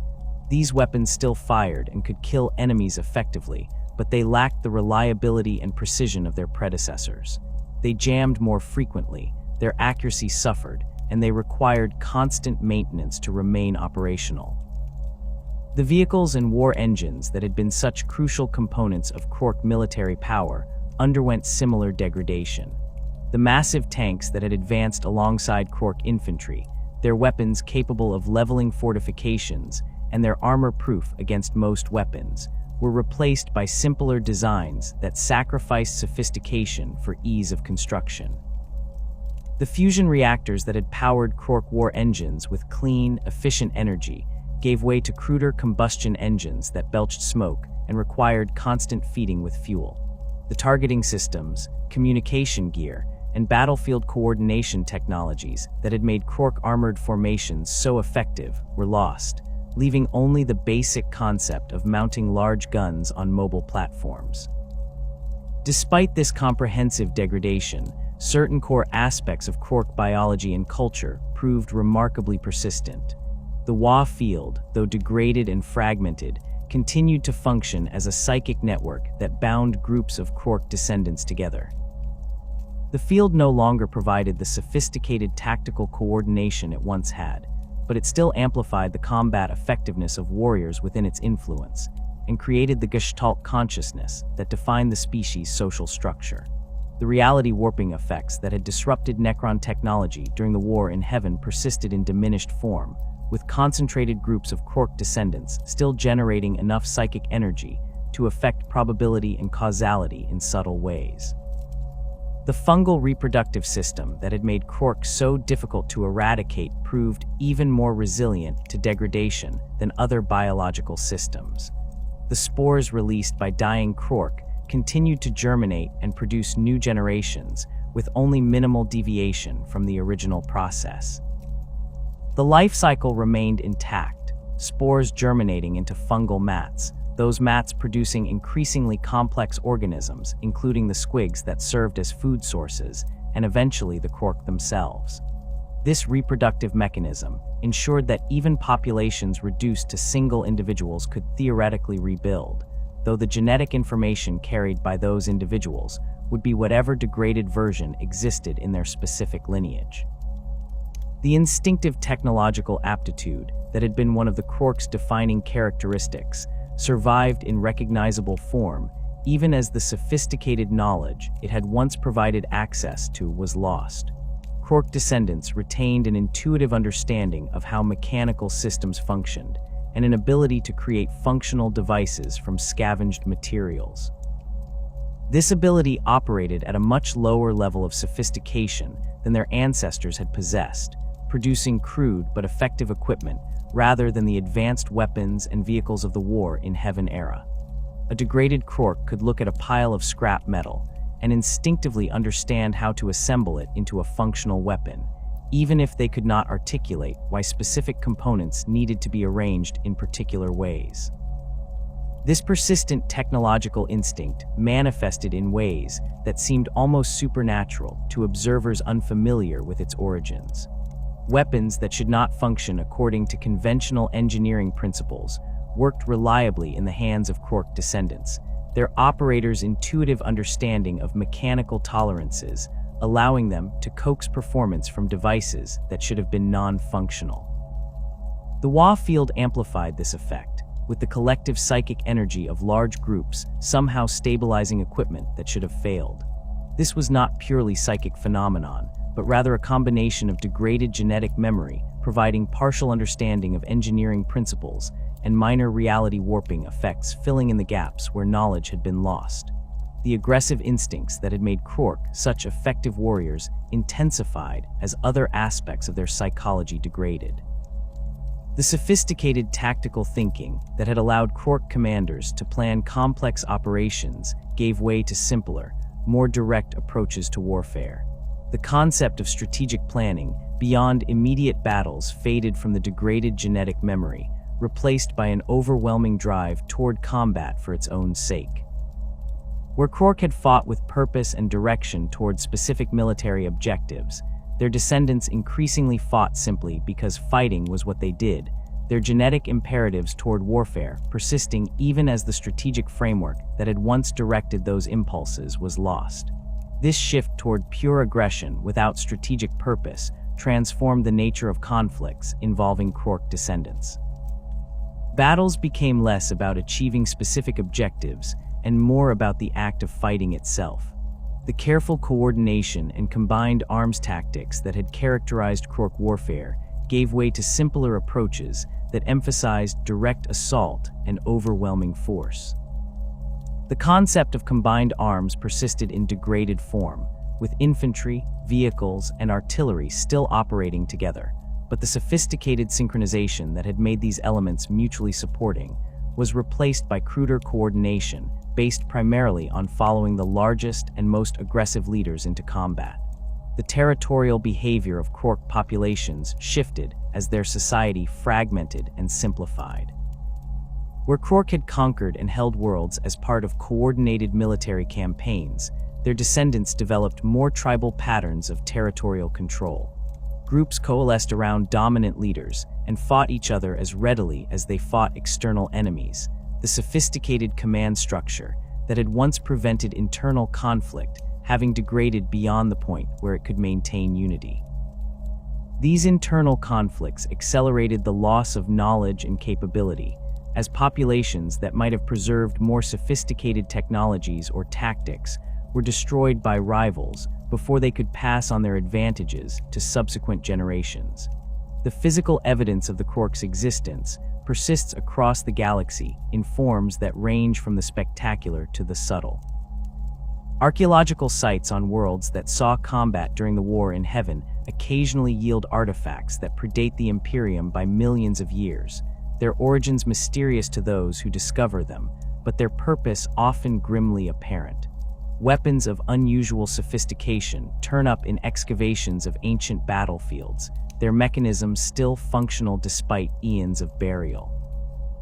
Armor fragments constructed from materials that Imperial metallurgists cannot fully analyze suggest manufacturing techniques that exceed current Mechanicus capabilities in specific applications. These discoveries raise questions among the few scholars with access to such finds, questions that usually remain unanswered due to the fragmentary nature of the evidence and the Imperium's general hostility toward xenoarchaeological research. The most significant and well-documented Krork specimen exists within the galleries of Trazyn, the Infinite, on the Necron tomb world of Solemnis.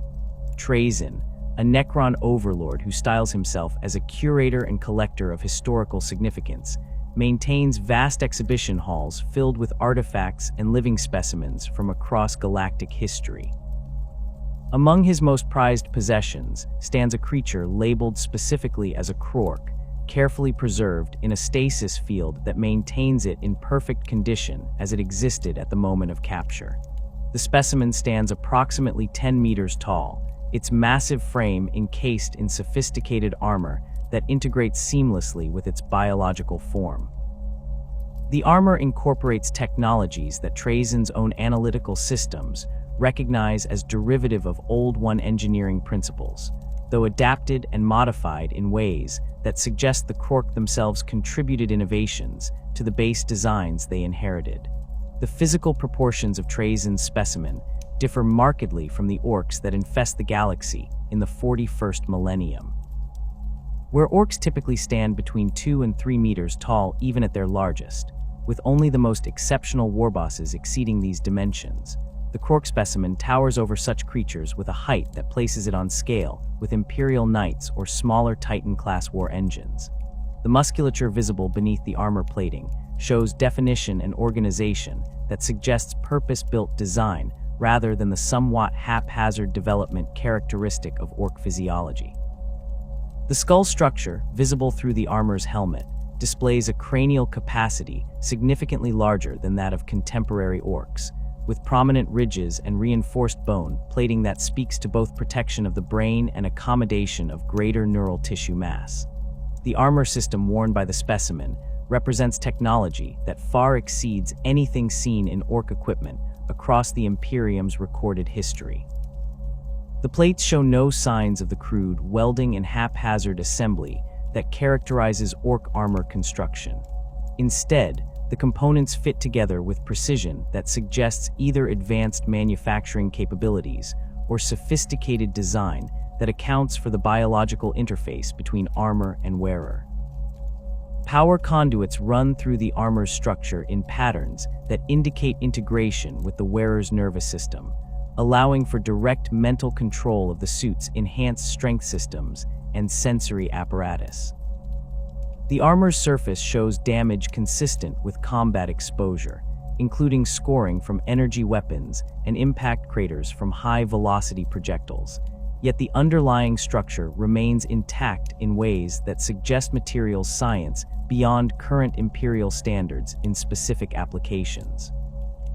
The weapon mounted on the specimen's armor, a massive firearm integrated into the suit's right arm, demonstrates engineering principles that Mechanicus analysts who have viewed recordings of the specimen find both familiar and alien. The basic mechanism operates on recognizable principles of magnetic acceleration combined with plasma generation, but the implementation shows sophistication in miniaturization and power efficiency that Imperial weapons of equivalent output cannot match. The weapon's barrel shows rifling patterns that suggest projectile stabilization techniques, while the chamber design indicates the ability to fire both solid ammunition and energy charges depending on tactical requirements. The power source feeding the weapon remains unclear from external observation, but the lack of obvious fuel tanks or ammunition hoppers suggests either highly efficient energy storage or integration with the armor's primary power systems in ways that Imperial technology struggles to replicate. Trazyn's records regarding the specimen's acquisition remain characteristically cryptic. The Necron overlord claims to have obtained the Krork during the closing stages of the war in Heaven, though whether through combat, negotiation, or simple opportunistic collection during the chaos of that era's conclusion remains unspecified. The specimen's presence in stasis suggests it was alive at the time of capture, frozen in a moment that has now stretched across millions of years. Whether the creature possesses any form of consciousness within the stasis field or exists in a state of complete temporal suspension remains a subject of speculation among the few individuals aware of its existence. Trazen himself treats the specimen as one of his most valuable historical artifacts, a living example of a species that shaped galactic history but has since degraded into something far less impressive. The implications of the specimen's existence trouble those Imperial authorities who become aware of it. If the Orks that plague the Imperium represent a degraded form of the Krork, and if the Krork themselves were as formidable as the specimen suggests, then the question arises of what would happen should Orks somehow revert toward their ancestral baseline. The size difference alone represents a significant threat multiplication. An Ork warboss standing 3 meters tall and leading a wa of millions already poses an existential threat to entire sectors. A Krork of 10 meters leading similar numbers with the added advantages of superior technology and tactical sophistication would represent a threat on par with the greatest dangers the Imperium faces. Archaeological evidence from ancient battlefields provides additional context for understanding Krork capabilities, though such sites are rare and often dangerous to investigate. Worlds that saw combat during the war in heaven typically bear scars that remain visible millions of years later. Continents show crater patterns consistent with orbital bombardment on scales that dwarf anything in the Imperium's modern arsenals. Geological surveys reveal strata containing exotic isotopes that should not exist in nature, byproducts of weapons that manipulated matter at fundamental levels. In some cases, entire planetary crusts show signs of having been melted and reformed, suggesting the deployment of weapons that could affect tectonic processes directly. Within these devastated landscapes, excavation teams occasionally uncover intact artifacts or equipment fragments that survived the eons through combination of robust construction and fortunate burial conditions. Krork weapons turn up in these digs with surprising frequency given the age of the sites, their materials proving resistant to corrosion and decay in ways that suggest deliberate engineering for longevity. The weapons often remain functional or require only minor repairs to restore operation, a testament to the sophistication of their original construction. Mechanicus personnel who examine such finds note the weapon's efficiency and reliability, characteristics that stand in stark contrast to the temperamental nature of Ork equipment that must be constantly maintained and often functions more through collective psychic belief than sound engineering. Armor fragments discovered at these sites show similar durability and sophistication. The materials resist analysis through standard Imperial techniques, their composition incorporating elements and compounds that Mechanicus databases cannot fully identify. The armor's construction suggests manufacturing processes that achieve molecular-level precision in ways that current Imperial technology can only approximate through the most advanced and resource-intensive methods. Some fragments show evidence of self-repair mechanisms that attempted to restore damage before power sources depleted or critical components failed, indicating that Krork armor incorporated technologies that the Imperium typically associates only with the most advanced xenospecies or its own rarest relics from the dark age of technology. Vehicle wrecks provide perhaps the most dramatic evidence of Krork technological capabilities. The remains of Krork tanks and war engines dot ancient battlefields, their hulks massive even after millions of years of decay and degradation. These vehicles dwarf their Ork equivalents in size and apparent sophistication. Where Ork vehicles typically consist of armor plates welded onto chassis with minimal concern for aerodynamics or efficiency, Krork vehicle remains show evidence of integrated design where every component served multiple purposes and fit into an overall architecture optimized for combat effectiveness. The weapons mounts on these wrecks indicate firepower that would be appropriate for Imperial super heavy tanks or Titan-class war engines, yet the vehicles themselves appear to have been deployed as standard armor assets rather than rare strategic weapons. Power systems recovered from vehicle wrecks demonstrate engineering principles that Mechanicus analysts find particularly intriguing. The reactors show design elements that suggest fusion or even more exotic power generation methods, their output capacity far exceeding their physical dimensions, according to Imperial understanding of such systems. Some reactors remain active even after millions of years, their fail-safes and containment systems continuing to function despite the complete destruction of the vehicles they once powered. These reactors resist Imperial attempts at analysis or replication, their internal mechanisms either too damaged to fully understand or constructed using principles that current Mechanicus knowledge cannot reproduce. The strategic implications of these archaeological finds occupy considerable attention among those Ordo Xenos inquisitors and Mechanicus xenobiologists with access to the relevant data. The evidence suggests that the Orks represent a significantly degraded form of a species that once possessed technological capabilities rivaling or exceeding the Imperium's own in specific applications. This degradation appears to be ongoing, with Ork technology showing progressive simplification when compared to older examples recovered from battlefields of different ages. Sites dating from immediately after the war in Heaven yield equipment that, while cruder than pure Krork artifacts, still demonstrates sophistication beyond modern Ork capabilities. Sites from progressively later eras show corresponding declines in technological complexity, creating a clear timeline of degradation that has continued across millions of years. Theoretical discussions among Mechanicus xenobiologists focus on the mechanisms driving this degradation and whether the process might be reversible. The prevailing theory suggests that Krork were designed with some form of genetic memory that provided intuitive technological knowledge, and that this memory system has progressively failed without maintenance from the Krork's creators. If this theory is correct, then Orks retain fragments of this genetic memory, which would explain their seemingly instinctive ability to create functional technology from scavenged materials despite lacking formal education or understanding of engineering principles. The concerning implication is that sufficient environmental pressure or some unknown trigger might cause Orks to begin reverting toward their Krork baseline, recovering lost capabilities and becoming exponentially more dangerous. Some xenobiologists point to rare instances of exceptionally large and cunning Ork warbosses as potential evidence of minor reversions toward Krork characteristics.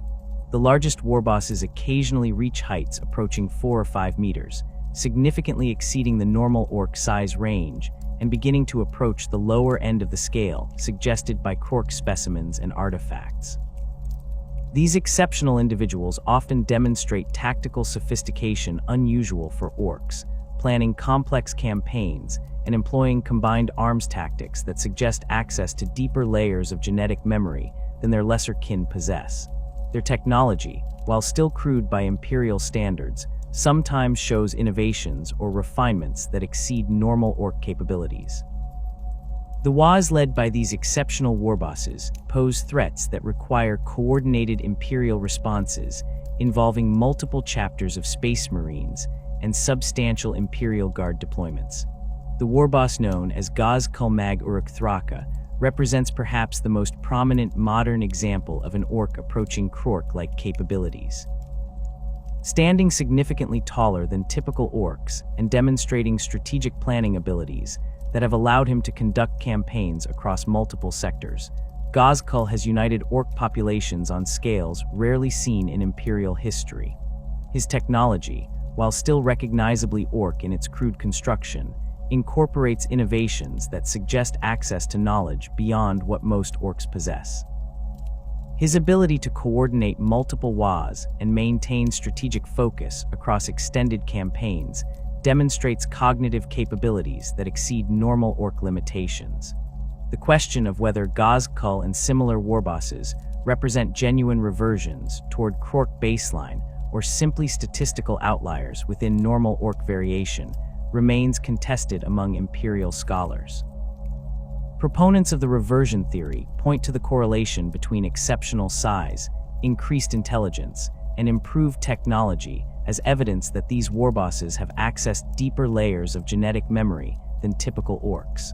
They argue that the WA field generated by large orc populations might trigger genetic activation sequences that partially restore Krork characteristics in the most dominant individuals. The psychic pressure of leading millions of orcs could theoretically activate dormant genetic sequences, allowing these exceptional leaders to access knowledge and capabilities that remain locked away in lesser orcs. Skeptics counter that exceptional individuals appear in any population through normal genetic variation, and that attributing Krork-like characteristics to these outliers overstates the evidence. They note that even the largest modern warbosses remain significantly smaller than true Krork specimens, and that their technology, while impressive by orc standards, still falls far short of the sophistication demonstrated by archaeological Krork artifacts. The tactical abilities displayed by exceptional warbosses, while notable, do not approach the level of strategic coordination that evidence suggests Krork commanded during the war in heaven.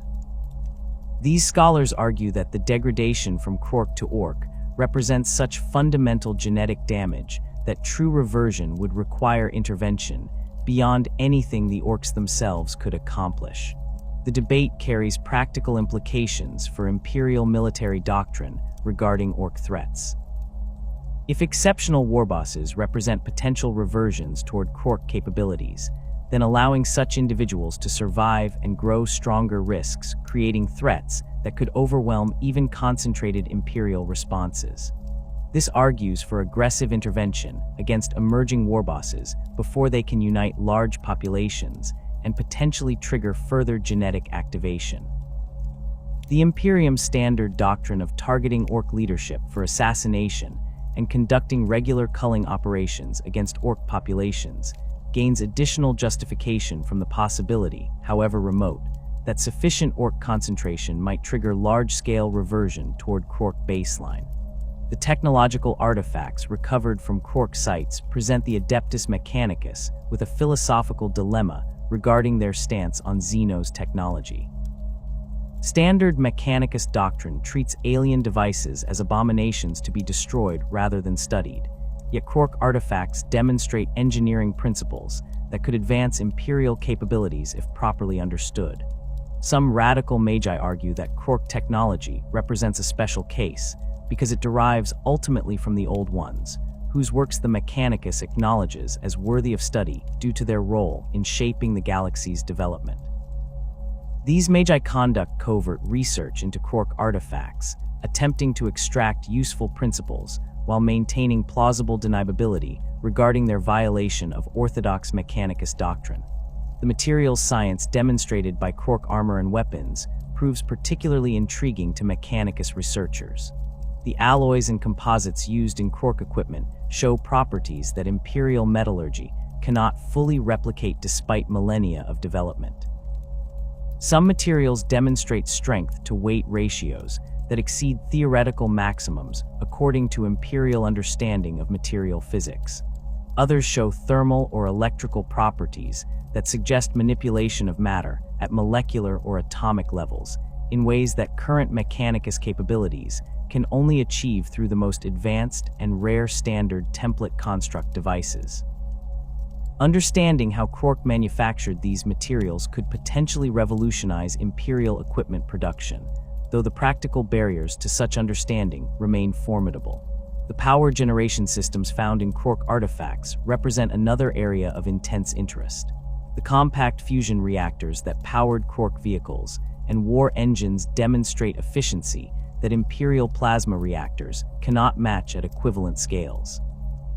Some recovered reactors continue operating after millions of years, their longevity suggesting design principles that prioritize reliability and longevity in ways that Imperial technology often sacrifices in favor of raw output or ease of manufacture. Mechanicus analysts who have examined these systems note design elements that suggest the Krork understood principles of plasma containment and energy extraction that remain at the cutting edge of Imperial physics, despite the Krork themselves lacking the theoretical frameworks that would normally be considered prerequisite to such engineering achievements. The weapon systems recovered from Krork sites demonstrate similar sophistication in their specific applications. The magnetic acceleration systems used in Krork firearms achieve muzzle velocities that Imperial mass drivers can only match through significantly larger and more power-intensive mechanisms. The plasma generation systems in Krork energy weapons maintain coherence over ranges that Imperial plasma weapons struggle to achieve without sophisticated focusing arrays and cooling systems. The targeting mechanisms, when intact enough to analyze, show integration of multiple sensor types and computational systems that rival or exceed Imperial equivalents despite the apparent simplicity of their construction. These weapons suggest that Krork possessed understanding of physics and engineering that manifested as practical capability, even if they lacked the theoretical knowledge that Imperial tech priests consider fundamental to such achievements. The War of the Beast erupted in the 32nd millennium as the most catastrophic Ork threat the Imperium had faced since the Great Crusade, and it would reveal capabilities within the greenskin species that suggested something far more dangerous than the typical Ork wars that plagued Imperial space. The conflict began with coordinated attacks across multiple sectors, a level of strategic planning that immediately distinguished this threat from the usual chaotic Ork incursions. Ork forces struck at Imperial worlds with precision that indicated reconnaissance and intelligence gathering, targeting strategic locations rather than simply attacking whatever targets presented themselves. The speed and coordination of these initial strikes caught Imperial defenders off guard, with multiple worlds falling before the Imperium could organize effective responses. The Orks responsible for these attacks differed from typical greenskin populations in ways that became increasingly apparent as the war progressed. They stood larger than normal Orks, with the smallest warriors matching the size of typical Ork knobs and the leaders towering over even the largest warbosses in Imperial records.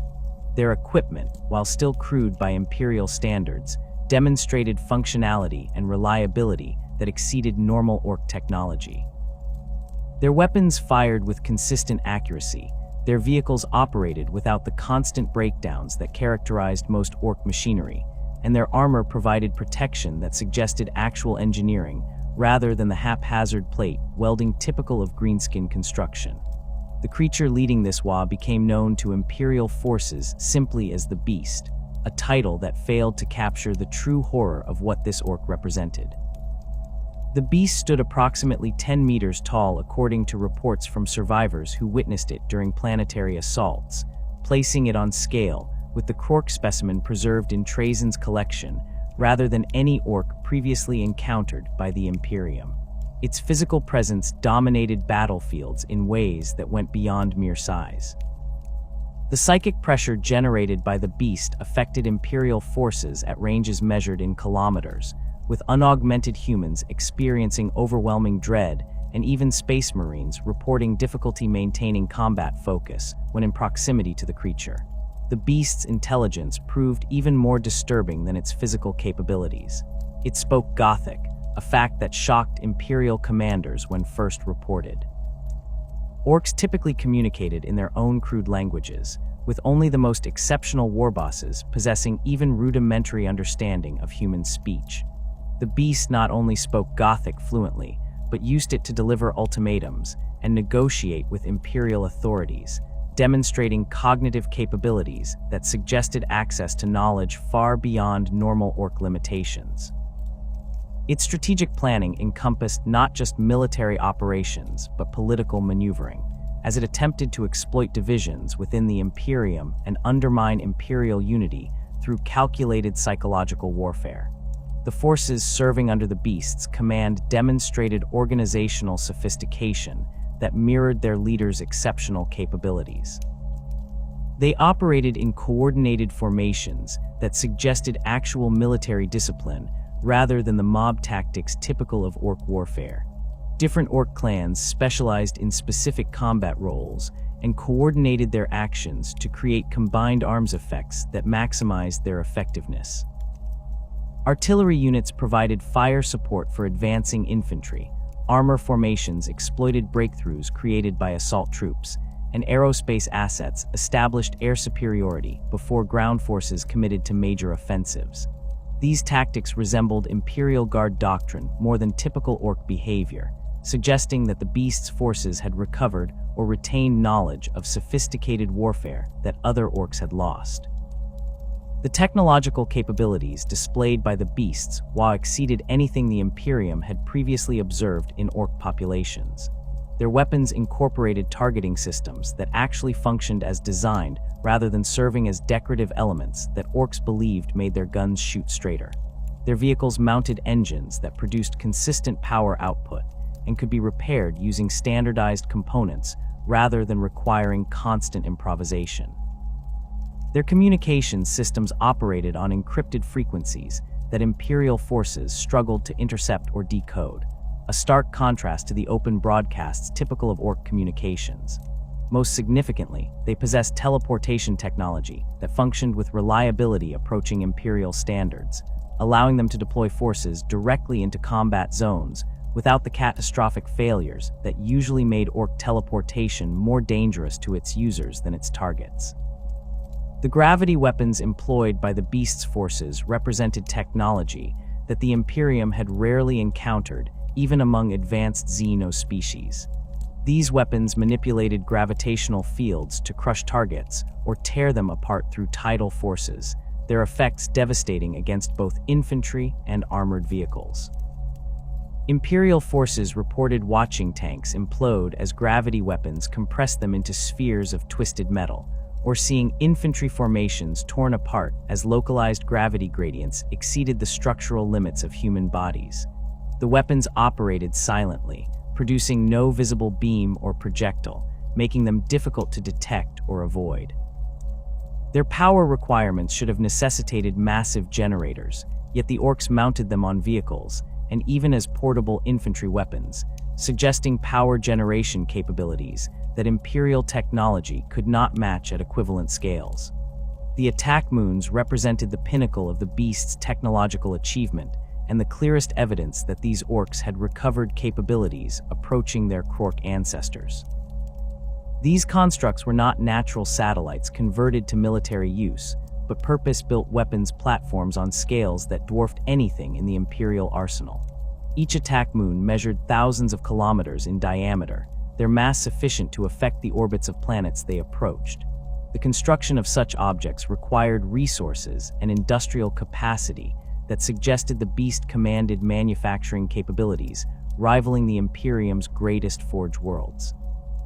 The speed at which these attack moons appeared indicated either pre-existing construction that the Imperium had failed to detect or building methods that far exceeded Imperial shipyard productivity. The internal structure of attack moons, revealed through boarding actions and reconnaissance, demonstrated engineering sophistication that contradicted everything the Imperium understood about Ork capabilities. The interior spaces showed evidence of actual architectural planning rather than the chaotic sprawl typical of Ork construction. Corridors followed logical patterns that facilitated movement and defense. Power conduits ran through dedicated channels protected by armored housings, and critical systems occupied hardened locations deep within the structure where they could survive significant external damage. The construction materials included alloys that resisted Imperial weapons fire and showed no signs of the crude welding and improvised assembly that characterized normal Ork building methods. The weapons systems mounted on attack moons could engage targets across planetary distances with accuracy that suggested sophisticated targeting systems and fire control. Massive cannons launched projectiles at velocities approaching relativistic speeds, their impacts releasing energy equivalent to strategic nuclear weapons. Energy weapons discharged beams that could slag continents or boil oceans, powered by reactors whose output suggested fusion or even more exotic power generation methods. Point defense systems created overlapping fields of fire that made approach by conventional spacecraft suicidal, their tracking systems able to engage multiple targets simultaneously with precision that rivaled Imperial Navy gunnery at much smaller scales. The attack moons carried these weapons in numbers that turned them into mobile fortresses capable of sterilizing planets or engaging entire Imperial fleets. The propulsion systems that allowed attack moons to maneuver, despite their enormous mass, defied Imperial understanding of physics at the scales involved. The constructs could accelerate at rates that should have torn them apart through tidal forces, suggesting either structural reinforcement beyond anything the Imperium could achieve or gravity manipulation technology that negated the normal constraints of moving such massive objects. They could translate between star systems using some form of faster than light travel that left minimal warp signatures, making their movements difficult to track and allowing them to appear at target systems with little warning. The energy requirements for moving objects of such mass at observed velocities should have required reactors that would be visible across star systems, yet the attack moons showed no external signs of power generation on the necessary scales. The threat posed by attack moons to Terra itself forced the Imperium to commit resources on scales normally reserved for the most existential threats. When reconnaissance detected an attack moon on approach vector to the Sol system, Imperial authorities recognized that conventional defenses would prove inadequate. The orbital defense platforms protecting Terra could engage ships and smaller threats effectively, but an attack moon possessed both the firepower to destroy those platforms and the durability to survive return fire long enough to accomplish its mission. The prospect of an attack moon entering orbit around Terra and beginning bombardment represented a threat to the Imperium's very existence, as the loss of Terra would decapitate Imperial government and likely trigger fragmentation that would doom humanity's scattered domains. The Imperial response to the attack moon threat required coordination across multiple branches of the Imperium's military and political apparatus. The Adeptus Astartes committed multiple chapters to boarding actions intended to disable or destroy attack moons from within, recognizing that external assault would require firepower concentrations that risked collateral damage to Imperial worlds. The Imperial Navy assembled fleets whose sole purpose was to delay attack moon advances and prevent them from reaching critical systems, while boarding forces attempted to neutralize them. The Adeptus Mechanicus provided technical expertise for analyzing attack moon systems and identifying vulnerabilities that could be exploited. The coordination required to synchronize these efforts across the vast distances of Imperial space tested the Imperium's command structure in ways that revealed both its strengths and its dangerous fragility. The boarding actions conducted against attack moons demonstrated the capabilities of the beast's Ork forces in defensive operations. The Orks defending these constructs fought with discipline that shocked Space Marine assault forces accustomed to facing greenskin mobs that could be broken through concentrated violence. The defenders utilized the attack moon's internal architecture to create killing zones and fallback positions, conducting fighting withdrawals that inflicted maximum casualties while preserving their own forces. They employed combined arms tactics that coordinated infantry, vehicles, and fixed defenses to create interlocking fields of fire that channeled attackers into prepared ambush sites. The technology supporting these defenses included automated turrets that tracked targets with machine precision, force fields that required sustained fire to collapse, and sensor systems that denied Imperial forces the element of surprise. The Orks encountered during these boarding actions displayed characteristics that reinforced theories about reversion toward Krork baseline. They stood taller than typical Orks, with even basic infantry measuring over 2.5 meters and elite warriors reaching heights of 4 meters or more. Their musculature showed definition and organization that suggested purpose rather than the somewhat haphazard development of normal Ork physiology. Their equipment integrated with their bodies in ways that indicated biological interfaces rather than simple strapping of armor plates to flesh. Some specimens showed what appeared to be cybernetic enhancements, though analysis of recovered bodies suggested these enhancements were actually biological systems that mimicked mechanical function, possibly representing partially activated Krork genetic sequences that normal orcs lacked. The psychic pressure generated by concentrated populations of these enhanced orcs created environmental effects that went beyond typical WoW field phenomena. Imperial psychers reported difficulty maintaining their powers in proximity to large orc formations, as if the greenskins' collective psychic presence created interference that disrupted warp-based abilities. The effect intensified near the beast itself, with some psychers experiencing complete loss of their powers and others suffering psychic backlash that left them catatonic or dead. The WoW field generated by the beast's forces seemed to create zones of altered reality, where probability and causality operated according to different rules than normal space, with Imperial weapons malfunctioning at rates far exceeding statistical expectations, and Orc equipment functioning reliably despite visible damage that should have rendered it inoperable. Theories emerged among Imperial scholars regarding the mechanisms that might explain the beast's exceptional capabilities and those of its followers. The prevailing hypothesis suggested that the massive concentration of orcs gathered under the beast's leadership had generated WoW field intensity sufficient to trigger genetic activation sequences dormant in normal orcs. The psychic pressure of leading such enormous populations might have unlocked deeper layers of genetic memory, granting the beast access to knowledge and capabilities that remained inaccessible to lesser warbosses.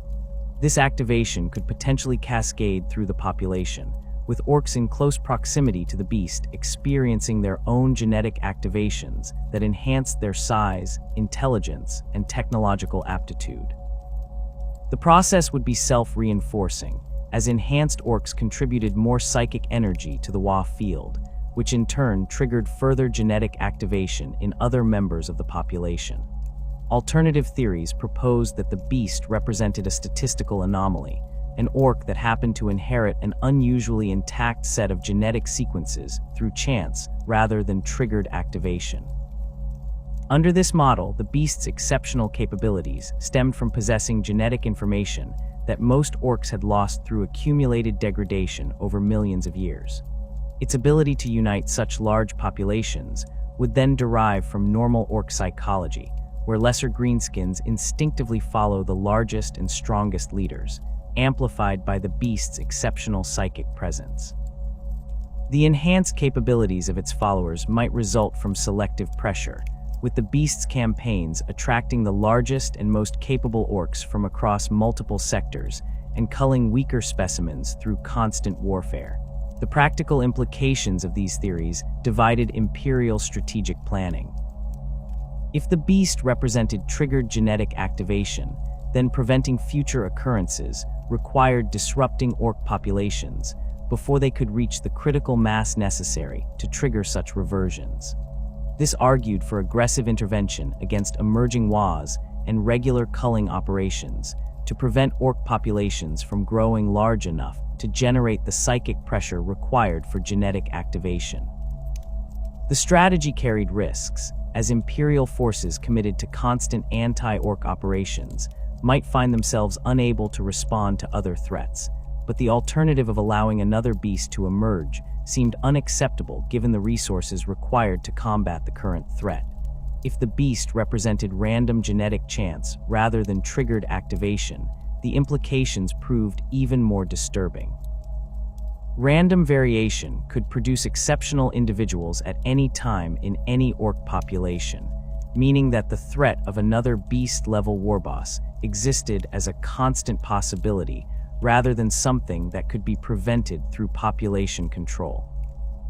This model suggested that the Imperium's standard approach of targeting orc leadership and conducting periodic culls represented the best available strategy, as it maximized the chances of eliminating exceptional individuals before they could unite large populations. The model offered no guarantee of success, however, as statistical outliers by definition occurred regardless of attempts to prevent them. The eventual defeat of the beast and the destruction of its WoW required the combined efforts of multiple Space Marine chapters and the sacrifice of thousands of Imperial Guard regiments. The specific details of the beast's death remain classified at the highest levels of Imperial authority, though reports suggest it required multiple assassination attempts and the loss of entire Space Marine companies before the creature finally fell. The destruction of the attack moons proceeded through combination of external assault by Imperial Navy fleets and internal sabotage by boarding parties, with each attack moon requiring months of sustained combat to neutralize. The cost in Imperial lives and resources exceeded the losses sustained during some of the Great Crusade's most difficult campaigns, yet Imperial authorities considered the expenditure justified given the existential nature of the threat. The aftermath of the War of the Beast left the Imperium profoundly shaken by the revelation of what Orks might become under the right circumstances. The conflict demonstrated that the greenskin threat represented not merely a persistent nuisance requiring constant management, but a potential existential danger that could threaten the Imperium's survival if allowed to develop unchecked. The technological capabilities displayed by the beast's forces, particularly the attack moons and their sophisticated weapon systems, suggested that Orks retain genetic memory of engineering knowledge far exceeding their normal demonstrated capabilities. The organizational sophistication and strategic planning exhibited by the beast itself indicated that sufficient psychic pressure or genetic chance could produce Ork leaders with cognitive abilities approaching or exceeding human baseline. The War of the Beast provided the clearest evidence available to the Imperium that Orks represented a degraded form of something far more dangerous, though Imperial authorities lacked the historical context to understand the full implications. The similarities between the beast and the Krork specimen in Trajan's collection remained unknown to Imperial scholars, as did the existence of that specimen itself to most of the Imperium. The archaeological evidence suggesting progressive Ork degradation over millions of years existed in scattered fragments across multiple organizations, with no single authority possessing enough information to construct a complete picture. The result was an Imperium that understood it faced a more dangerous threat than previously recognized, but lacked the knowledge necessary to fully comprehend the nature of that threat or develop optimal strategies for addressing it. The possibility of Krork re-emergence haunts those few Imperial authorities with sufficient clearance to understand the true nature of the Ork threat. The War of the Beast demonstrated that under specific circumstances, Orks can recover capabilities approaching their ancestral baseline, though whether through genetic activation triggered by massive population concentrations or through statistical chance producing exceptionally intact specimens remains debated. The strategic calculus becomes terrifying when extrapolated to its logical conclusions. Current Ork populations across the galaxy number in the countless billions, spread across thousands of worlds, and operating in warbands ranging from small raiding parties to WAs encompassing millions of warriors. The psychic resonance generated by these populations creates localized WA fields that enhance Ork combat effectiveness and occasionally produce warbosses of exceptional size and cunning. The critical question centers on thresholds and triggers. If the beast represented genetic activation caused by unprecedented concentrations of Ork psychic energy, then determining the population density, or WA field intensity, required to trigger such activations becomes paramount for Imperial strategic planning. The beast united Orks across multiple sectors, creating concentrations that may have reached into the billions across interconnected campaign zones. The psychic pressure generated by such numbers, all focused through a single dominant leader, potentially created conditions that had not existed since the immediate aftermath of the War in Heaven, when Krork populations still numbered in the trillions across the galaxy.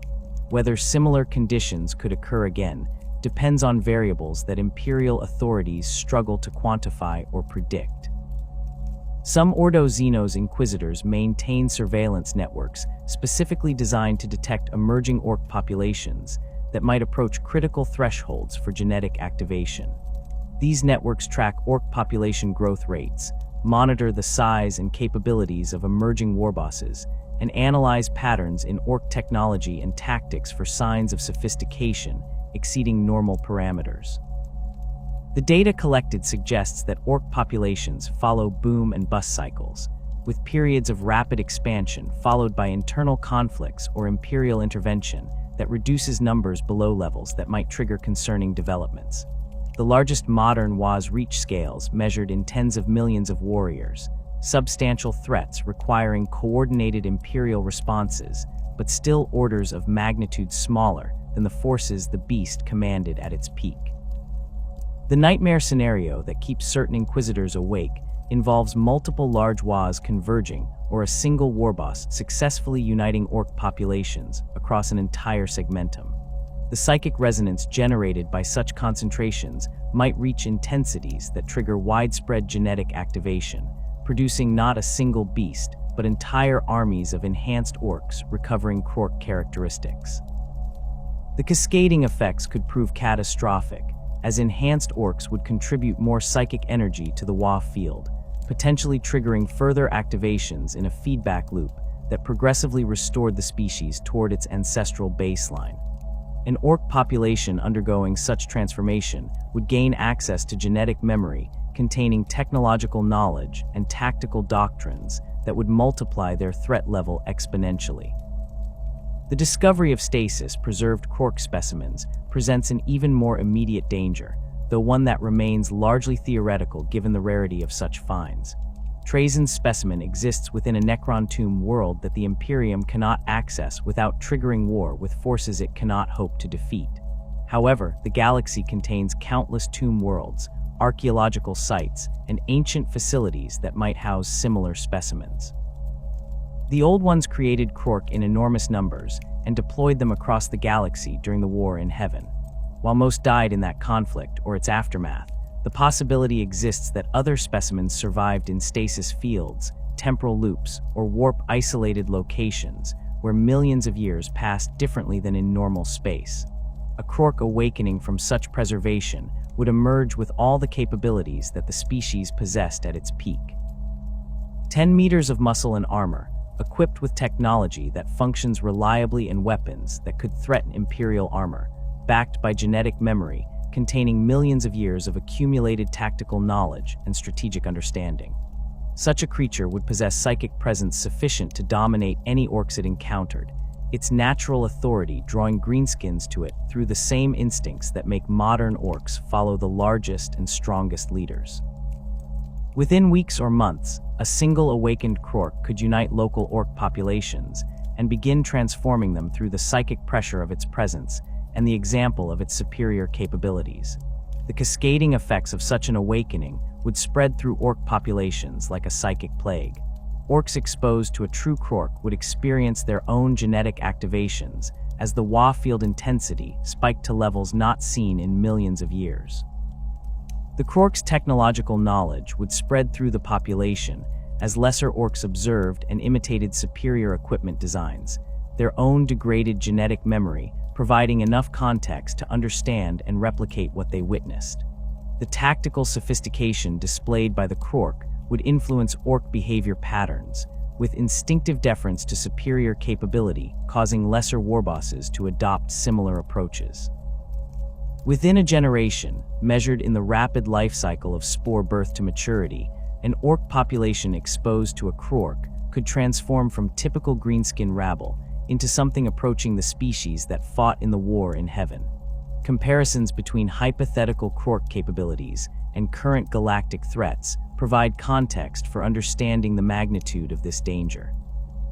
The Tyranid hive fleets represent an existential threat to all life in the galaxy, their numbers beyond counting, and their biological adaptation allowing them to overcome almost any defense given sufficient biomass and time.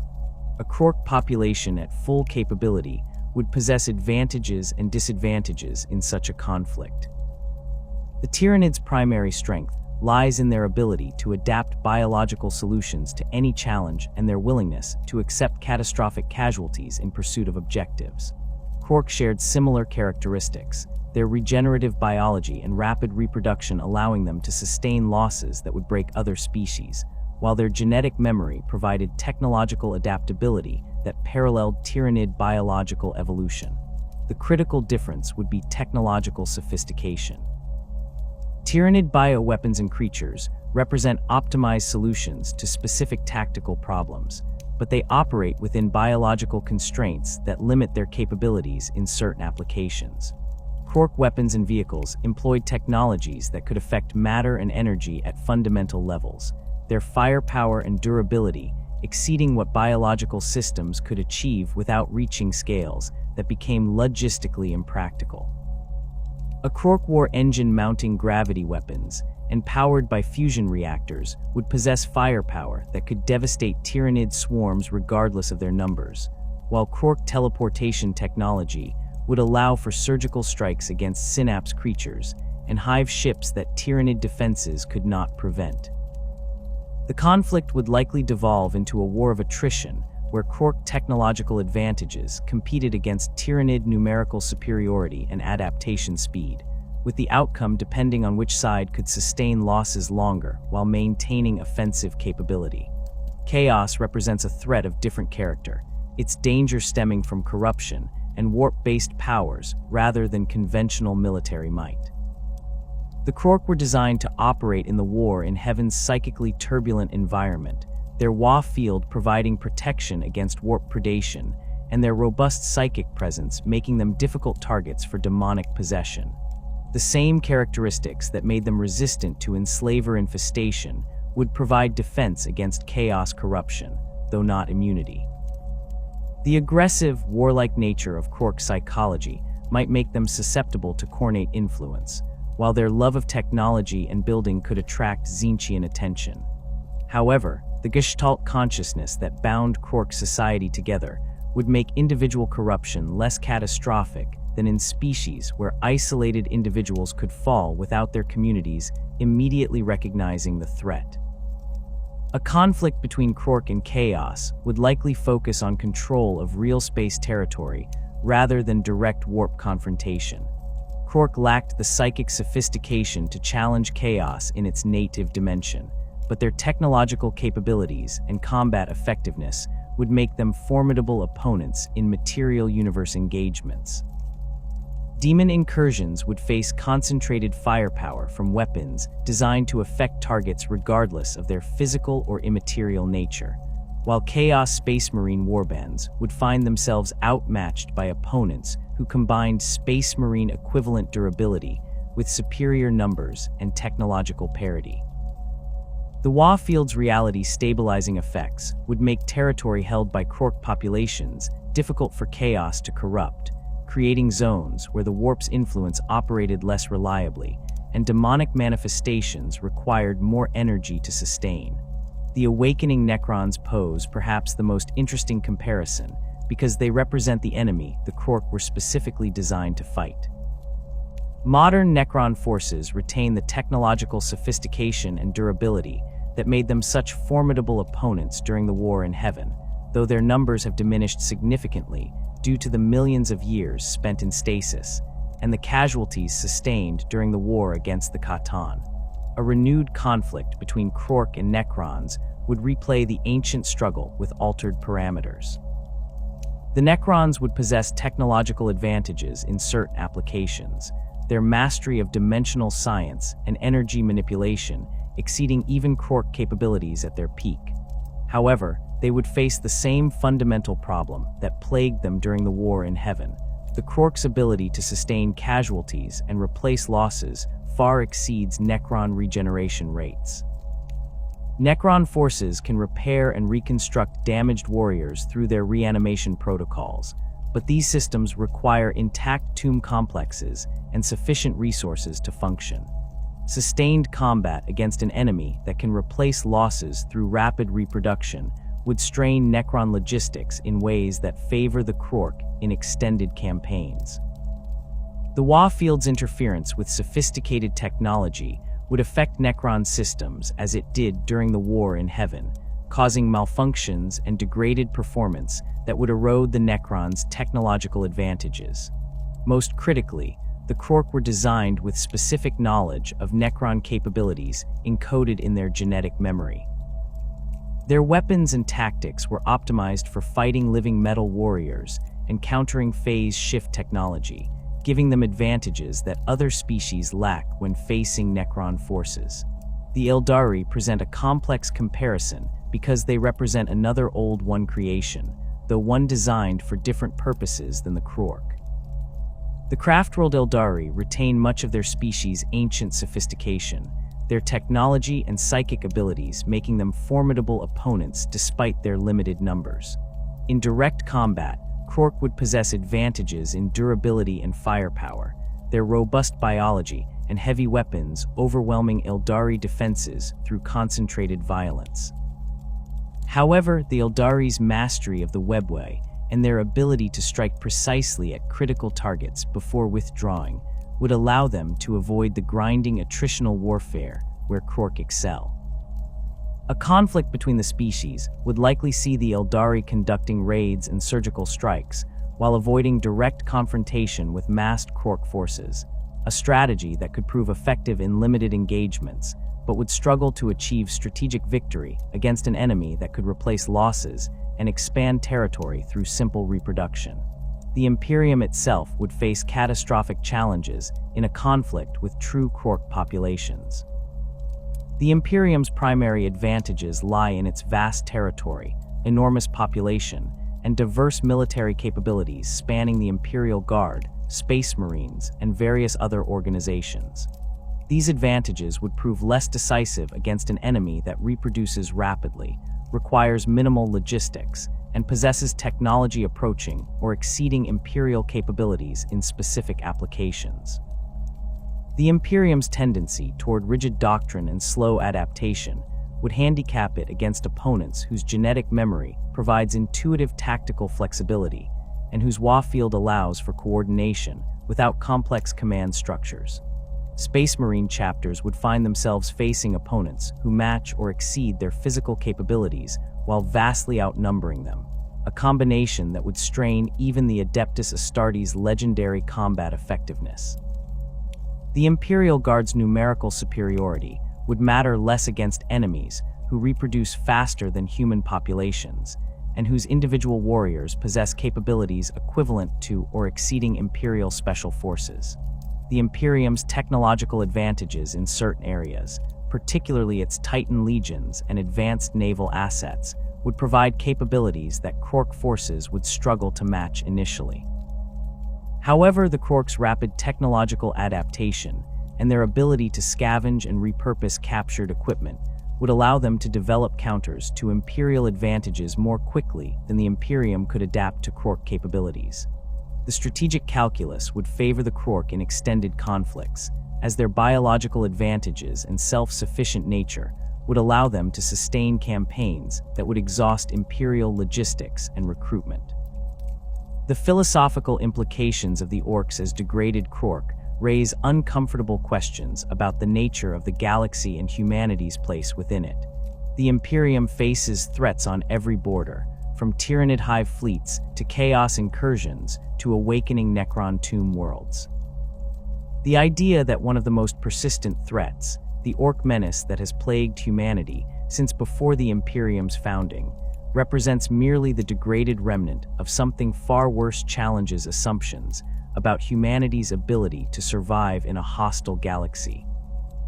If the Orks at their current diminished state require constant military attention and periodic major campaigns to contain, what hope would humanity have against the species that fought the Necrons to a standstill during the war in heaven? The devolution from Krork to Ork may represent the only reason the younger races, including humanity, survived to develop their own civilizations. A galaxy still populated by Krork at full capability would have left little room for species that could not match their military effectiveness.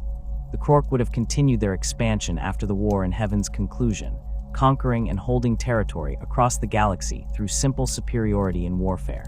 The degradation that reduced them from sophisticated warriors to crude but dangerous raiders opened ecological niches that allowed other species to develop without facing immediate extinction.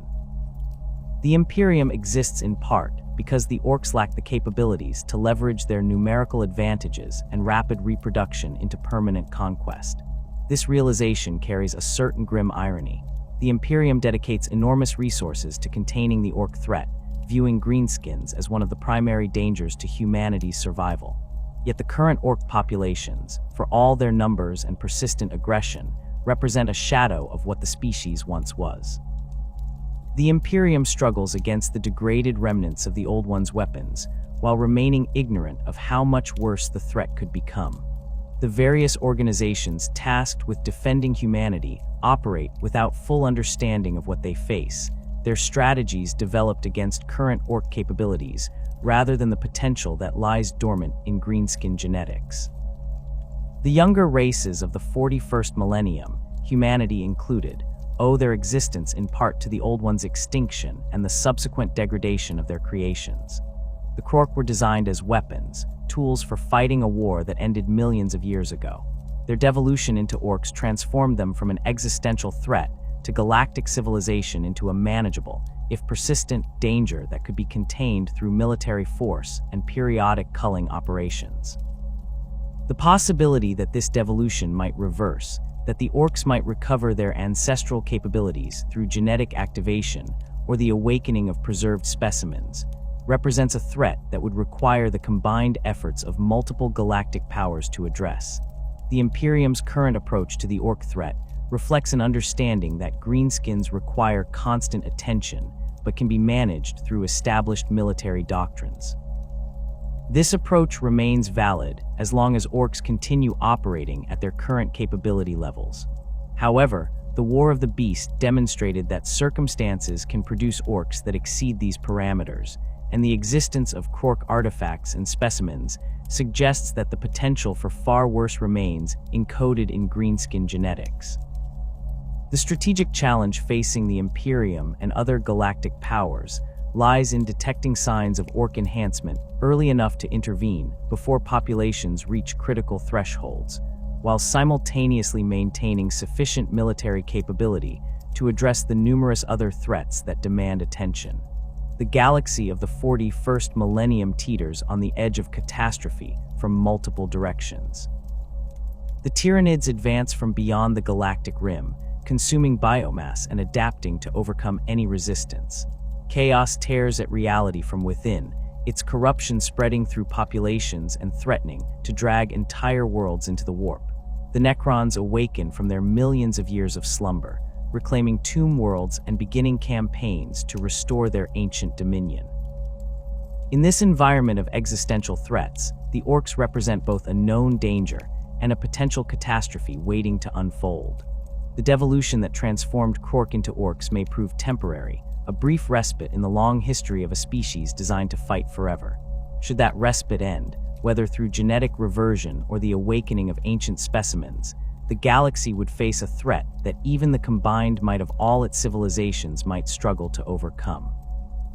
The Krork were the Old One's answer to the Necrons, warriors designed to fight the galaxy's most dangerous enemy to a standstill.